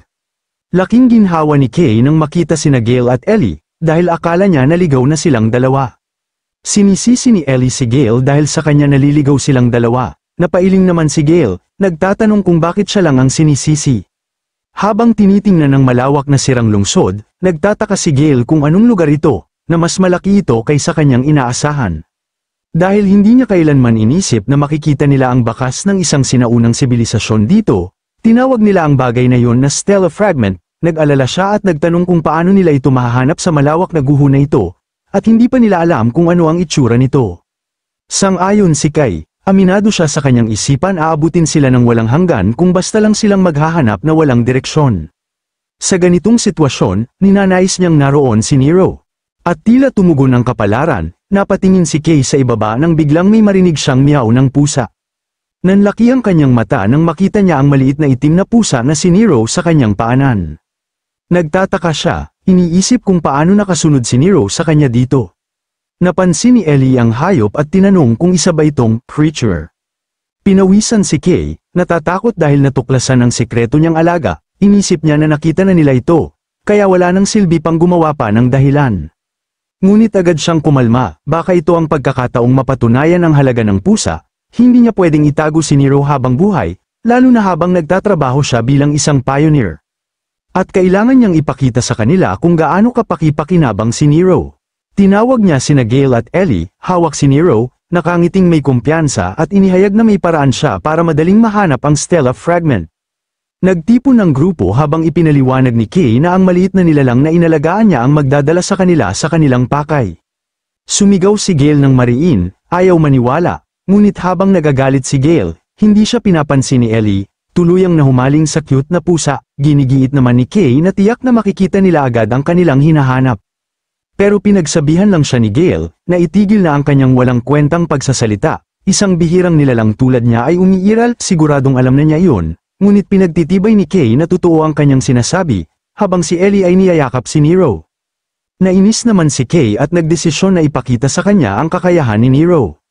Kaya hinayaan siya ni Gale na ipakita ng pusa na gala na ito kung gaano siya kahanga-hanga. Nagmiyaw ang itim na pusa mula sa dibdib ni Ellie, pagkatapos ay tumalon mula sa kanyang mga bisig, ikinagulat niya. Sa ere, nagbago ang anyo ng pusa, naging umiikot na vortex ng enerhiya. Sumabog ang nakakasilaw na liwanag, tinatanglawan ang madilim na mga guho, ikinagulat ng buong grupo lalo na si Gale. Lumipad si Nero ng maliwanag, nag-iiwan ng maliwanag na landas na sinusundan ngayon ng tatlong pioneer. Habang naglalakad sila, hindi makapaniwala si Gale at paulit-ulit na nagtanong kung paano nagkaroon ng isang tao ng ganoong katalino at kakaibang kakayahan ng isang nilalang. Dahil minsan hindi pa niya ito naririnig, curious siyang nagtanong kung saan nakuha ni Kay ang hayop. Habang lumilipad si Nero, tinanong siya ni Kay kung nararamdaman ba niya ang Stella fragment sa lugar na yun. Nagsimulang mag-concentrate si Nero upang hanapin ang bagay na yun, at sinabihan siya ni Kay na umaasa ito sa kanya. Biglang may napansin ng nilalang, isang bakas, at mabilis itong lumipad palayo, habang tinanong siya kung meron ba siyang nakita na kakaiba. Tumakbo ang liwanag sa mga guho ng lungsod, at agad nila itong sinundan. Napatigil si Kay nang may nakita siya sa unahan, hanggang sa makarating sila sa isang napakalaking konkretong estruktura, may isang madilim na lagusan sa harap, at napaisip si Kay kung gaano pa ba kalalim ang kailangan nilang pasukin. Tinukso siya ni Gale, tinatanong kung natatakot ba siya. Pwede siyang manatili sa kanyang likuran, sumagot si Kay ng sarkastiko, na kung sino ang nagsasabi na tatakat siya. Kaya sinabi ni Kay na mauna na siyang pumasok, naglakad sila sa isang napakalawak na pasilyo na may mataas na kisame, ang kumikislap na pusa ang nagsilbing ilaw, napansin ni Ellie na mas malaki pa ang pasilidad kaysa sa inaasahan niya, naging curious naman si Kay na nagtanong kung para saan ginagamit ang lugar na ito, bigla niyang napuna si Nero, na mag-iba ito ng direksyon pero patuloy pa rin siya pumunta sa metal na pinto. Napanghinuha ni Kay na may natagpuan itong mahalaga. Nabali ang katahimikan nang marinig nila ang mabigat na yabag ng isang higanteng paa. Nanigas si Kay nang bumagsak ang napakalaking metal na binti sa mismong harapan nila. Nabahala si Gale habang nakahawak siya sa kanyang espada nang banggitin niya na nakakita sila ng kakaiba. Ang kaharap nila ay isang malaking metal na robot, kaya napatanong siya, ano ang bagay na ito? Napagtanto niya na parang isa itong hindi normal na nilalang. Nag-activate ang robot, naglabas ng scanning beam, at tinapatan si Ellie Cyan. Nagpakita ang makina ng hex code na #81CFF4 para sa kanyang maliwanag na asul na kulay. Lumipat ito kay Gale, na nirehistro bilang may berdeng kulay na may code na #PITODA97C. Pagdating kay Kay, nanlaki ang mata niya sa gulat, iniskan ng makina ang kanilang mga kulay upang makilala sila. Natapos ang scan at lumitaw ang hex code, ang lumabas ay #000000. Nang matukoy iyon, mas lumiwanag ang mata ng robot, inanunsyo nitong nadetect niya ang kulay ng Black Witch, at idineklarang si Kay ay isang banta, kaya sisimulan na nito ang eliminasyon. Hindi na intindihan ni Kay ang titulo, ngunit bago siya makagalaw, tinamaan siya ng napakalakas na suntok ng robot. Napalipad siya paatras, napapaungol sa sakit, ngunit kahit papaano ay nablock niya ang direktang tama. Tiningnan niya ang makina ng may galit, napakadelikado ng kanyang ginawa dahil umatake lang ang robot ng bigla-bigla. Naguluhan si Kay dahil hindi niya maintindihan kung ano yun, bigla na lamang itong unang umatake, kasabay nito, sumugod na rin sina Gale at Ellie mula sa likuran ng robot. Inangat ng higanteng robot ang napakalaking kamao nito upang umatake, sumugod si Kay at binanggit niya na mas mabuti na maging handa upang wasakin ito. Kaya sinalubong niya ang metal na braso nito gamit ang sariling kamao. Ang kanilang salpukan ay nagdulot ng isang matinding alon ng enerhiya sa paligid. Napaurong siya sa sakit, nagtataka kung bakit sobrang tigas ng armor nito, hindi siya makapaniwala kung ano ang dapat niyang gagawin. Habang nag-aalangan si Kay, naghanda ang robot para sa isa pang mabigat na suntok. Ngunit may biglang tumama sa mukha ng robot kaya napaatras ito sa tindi ng puwersa. Dumating pala si Ellie at umatake gamit ang kanyang espada, habang si Gale naman ay sumugod din gamit ang kanyang kapangyarihan. Habang nagaganap yun, napagtanto ni Ellie na kahit gumagamit siya ng kapangyarihan na may kulay, hindi man lang ito nag-iwan ng gasgas sa robot.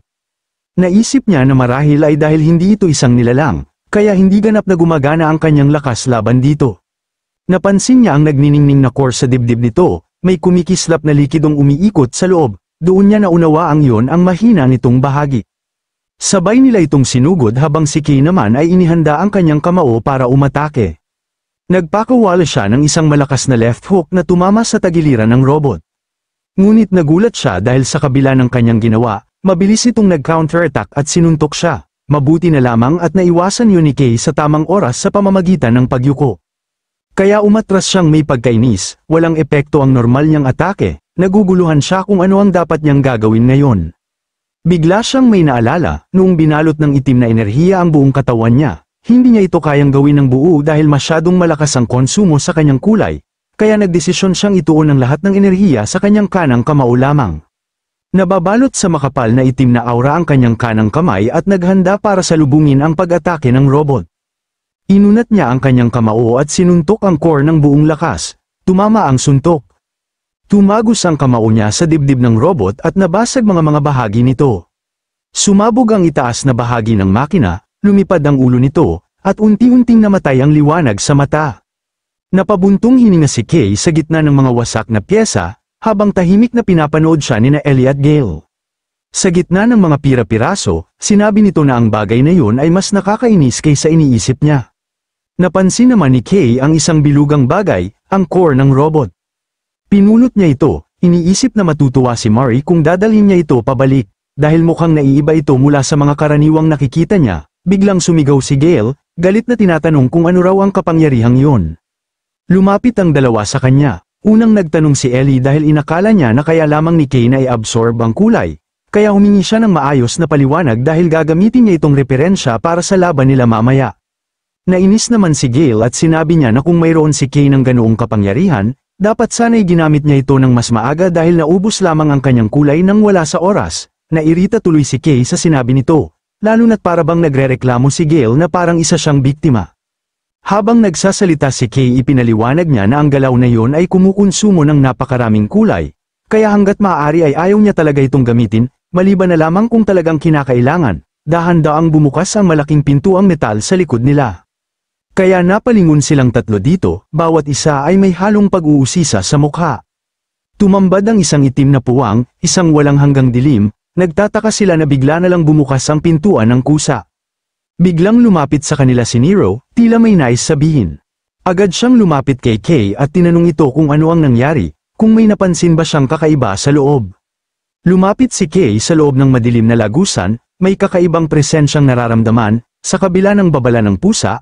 Lumapit siya, inaamin na hindi niya makita ang kahit ano sa loob, tinanong pa niya ito kung ligtas ba kung gagawin nila ito. Pagdampi ng kanyang daliri sa itim na ibabaw, gumalaw ito na parang tubig, napatanong siya kung ganito ba ang barrier na nakita nila sa itaas. At sa isang iglap, sumabog palabas ang kadiliman, lumitaw ang napakalaking anino na parang mga galamay mula sa lagusan. Bigla na lamang itong pumulupot sa kanila, dahilan para kabahan si Ellie dahil para silang hinihigop ng kung anong bagay. Napamura naman si Gale at agad sinisisi si Kay kung bakit niya yun hinawakan, sabay banta pa sa kanyang kasamahan na mag-ingat sila. Hanggang tuluyan na silang hinigop sa loob, habang napasigaw sila sa pagkabahala. Nahulog sila sa isang walang katapusang itim na espasyo, bago bumagsak sa panibagong kadiliman at nagulat sila kung ano ang nangyari. Nabahala si Gale, iniisip kung anong klaseng kalokohan ang sitwasyong ito, samantala, nagrereklamo si Ellie dahil sobrang dilim na ng paligid. Hindi na niya makita kahit ano. Napasigaw naman si Kay, tinatanong kung ayos pa ba ang lahat. Nang tingnan ni Gale ang kanyang kamay, napahinto siya sa gulat. Sunod niyang sinuri ang ibang bahagi ng kanyang katawan at napansin niyang nawawala ang kanyang kulay. Gulat na gulat si Gale sa nangyayari, habang si Ellie ay tahimik na pinagmasdan ang sitwasyon, para bang may puwersang humihigop sa kanilang mga kulay. Samantala, malayo mula sa mga guhos sa ilalim ng lupa, isang maliit na alakdan ang gumagapang sa disyerto, habang kumikislap sa malayo ang makinang na liwanag ng lungsod. Sa isang bahagi ng syudad matatagpuan ang silanganing opisina ng pamahalaan. Sa loob, isang malaking opisyal na kilala bilang ang chief ang galit na sumisigaw, hinihingi kung natagpuan na ba siya. May isang kinakabahang tauhan na nag-uulat na ang naturang individual ay nasa isang exploration mission kasama si Colorist Red, at na ang bata raw mismo ang nagbilin na huwag silang makialam. Lalong nagngingit-ngit ang chief sa galit, binabanggit ang kulay black. Hindi niya matanggap na dinala ni Red ang isang taong may napakadelikadong kulay sa isang mission, kahit pabayani si Red, pakiramdam niya ay samobra ito. Ipinaliwanag ng chief na dahil sa huling paglitaw ng nilalang, nagkakagulo ang ruling council sa takot na nagsisimula na ang mapaminsalang black wave. Inirereklamo niyang siya ang malalagay sa alanganin. Habang nagsusumbong ang chief, isang dalagang may buhok na pink at dilaw ang nakangiting ng asar, sinasabing galit na naman ito. Siya si Camellia, pinuno ng Dawn Pioneering Corps, pinapayuhan niya ang chief na kumalma kung ayaw nitong maospital. Sabi niya, naiintindihan niya ang pag-aalala nito, pero huwag daw itong magpadalos-dalos. Tinanong niya kung naniniwala ba talaga ang chief na kikilos si Red nang walang pag-iingat. Ipinagtanggol niya si Red, sinasabing maaasahan itong tagapagbantay para sa bata. Ayon kay Camellia, ang pagdala ng isang high-risk individual ay maaaring magdala ng hindi inaasahang mabuting resulta. Uminom siya ng tsaa at sinabi nilang ang kailangan nila ngayon ay tiwala, hindi pangamba. Napangiwi si Camellia dahil sa pait ng tsaa. Ngunit hindi siya pinansin ng chief at naglagay ito ng napakaraming asukal sa templada, habang iniisip niya kung paano nakakainom ng ganoon katamis si Camellia. Sinaway siya ng chief na may inis na mag-focus, biglang naging seryoso ang ekspresyon ni Camellia. Inamin niyang may takot ang chief sa black dahil ito ang kulay ng alamat na Black Witch. Isinalaysay niyang ang itim ay sumisimbolo ng kamatayan at takot, at binanggit ang isang makasaysayang trahedya na dulot ng salamangkera, ang tinatawag na unang Black Wave. Halos nalipol noon ang sangkatauhan, habang nababalot ng madilim na ulap ang mundo at nagsulputan ang mga nilalang, na bumuo sa tinatawag ngayong Blacklands. Ayon kay Camellia, tiyak na darating ang isa pang wave, at ang kanilang exploration ay para sa kaligtasan ng lahat. Binanggit niya ang mga kamakailang anomalya at ang paglitaw ng isang Black Wielder. May determinadong tingin, sinabi niyang dapat gamitin ang lahat ng kapangyarihang meron sila, kahit ang itim, hinimok niyang kumbinsihin ng chief ang council. Napasuko ang chief, aminadong hindi yun ganoon kadali. Ngunit pagtingin niya sa isang file na naglalaman ng litrato ni Kay at mga impormasyon, nangako siyang susubukan niya ang lahat. Habang nakatitig sa larawan, naisip niya na baka nakasalalay sa batang ito ang kapalaran ng buong syudad. Samantala, ang tatlong pioneers ay nakatayo sa isang walang katapusang itim na espasyo, ang mga katawan nila ay kumikislap na parang puting balangkas, naguguluhan silang lahat kung nasaan sila.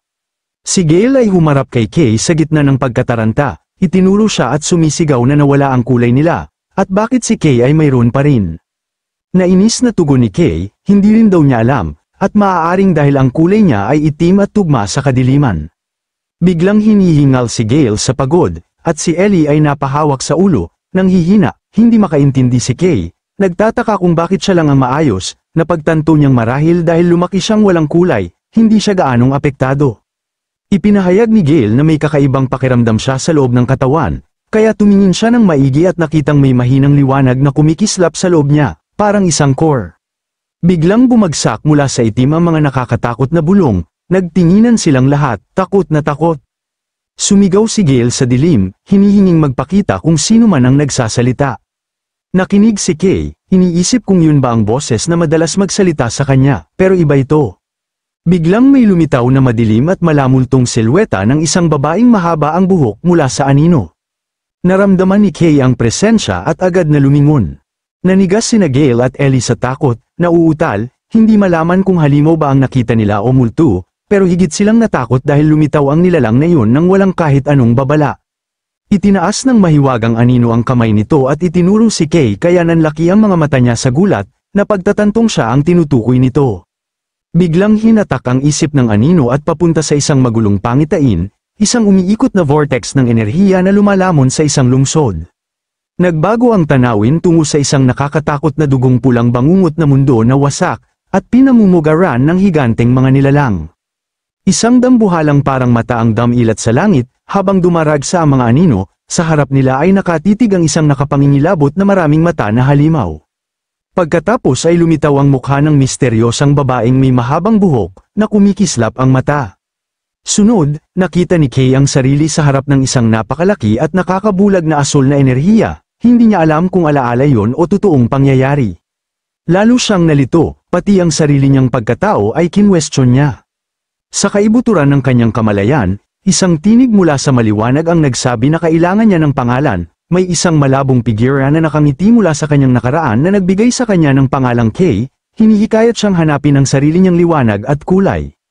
Biglang naglaho ang pangitain, at bumalik si Kay sa kasalukuyan, hingal na hingal, may malaking gulat sa kanyang paghinga, nagmukha siyang takot na takot, pinagpapawisan habang biglang sumabog sa isip niya ang nakalimutang alaala. Nalagay siya sa kawalan, hawak-hawak ang kanyang ulo habang hinihingal. Minumura kung bakit pilit na pumapasok sa isip niya ang mga hindi kanais-nais na eksena. Hinawakan ni Kay ang ulo niya, pilit iniintindi ang magulong alaala, desperado niyang sinusubukang kapitan ang naglalahong alaala, sinasabing dapat ay may sagot doon. Biglang sumulpot sa isip niya ang pangalang Rumiel, nalito siya, iniisip kung sino yon. Ngunit napatigil ang kanyang pag-iisip nang magsalita si Gale, na nawala na ng kontrol sa sarili, sumisigaw ang swordsman sa kadiliman, hinahamon ng mga di nakikitang kaaway habang iwinawasiwas ang espada ng walang direksyon, para bang may nakikita siyang labanan.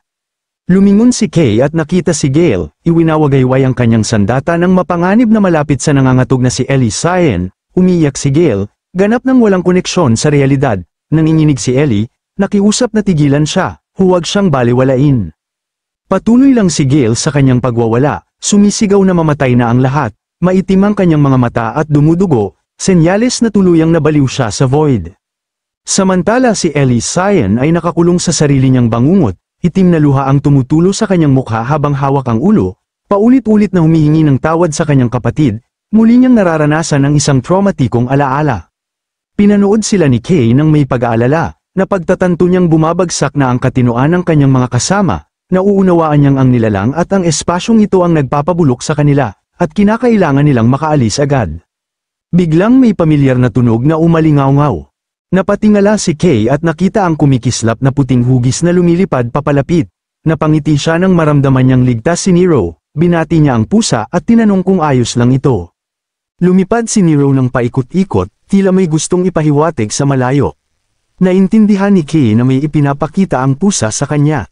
Lumipad si Nero palayo, nag-iiwan ng bakas ng liwanag, nagpa siya si Kay na sundan ito. Ngunit huminto muna siya at lumingon sa kanyang mga kasama. Patuloy pa ring iwinawasiwas ni Gale ang espada niya sa ibabaw ng traumatized na si Ellie, napagtanto ni Kay na hindi niya sila maaaring iwan.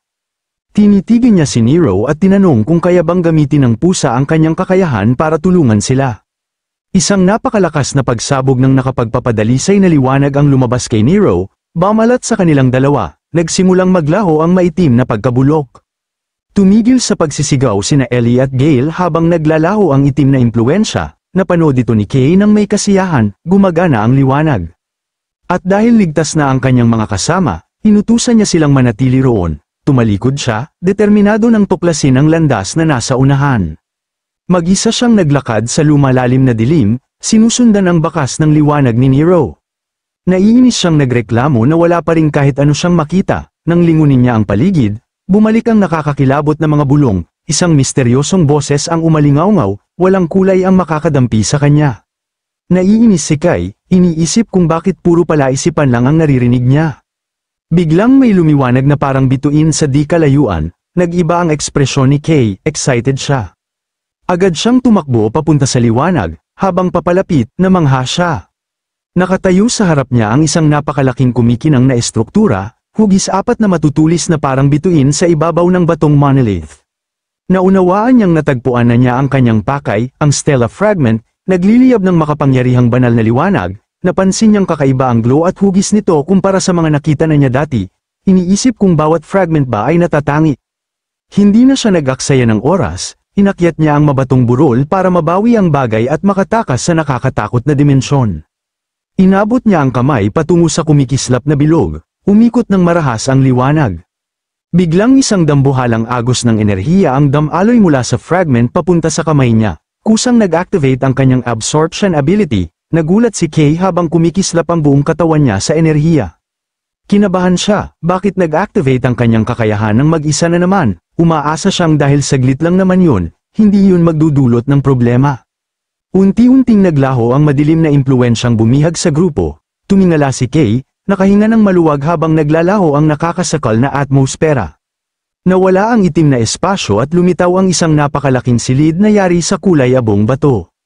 Sa hindi kalayuan nakatayo si Kay ng mag-isa, hawak-hawak ang kumikislap na enerhiya, kumpirmado, na wala na ang black space, nagmuni-muni siya tungkol sa Blacklands, isang lugar na laging puno ng panganib at sorpresa. Nagbalik na sa dati sina Gale at Ellie Cyan at nakatitig kay Kay na parang hindi makapaniwala. Tinanong ni Kay kung ayos lang sila habang bitbit ang maliwanag na bilog. Ngunit itinuro siya ni Gale na may pagsisi, habang nagtatakang tinanong ni Ellie kung paano siya nanatiling normal. Sagot ni Kay, hindi niya alam. Pagkatapos ay inilipat niya ang atensyon nila sa kumikislap na bagay sa kanyang kamay, natagpuan na nila ang pakay nila. Kinilala nila ang bagay na umiikot sa bahagharing liwanag, ang Stella Fragment. Nagtipon ng team para suriin ito, Nag-aalinlangan si Gale kung ito ba talaga ang pinag-uusapan ni Team Leader Red, dahil napakaliit nito. Namangha naman si Ellie na ganoon kaliit ngunit ganoon karaming kulay ang laman. Sa tabi nila lumulutang si Nero, nakatitig ng malalim sa makinang na orb. Sinabi ni Kay na wala siyang nararamdamang negatibong epekto sa katawan niya, ngunit lumapit si Nero, hindi inaalis ang tingin sa liwanag. Bigla niyang ibinuka ang bibig, para lamunin ang artifact. Bago pa makagalaw ang sinuman, nilulo ni Nero ang Stella fragment ng buo, namilog ang mata ni Kay sa sukdulang hilakbot at pagkabigla. Parehong napasigaw sina Gale at Ellie, takot na takot, humihiyaw sa pusa kung ano ang ginagawa nito.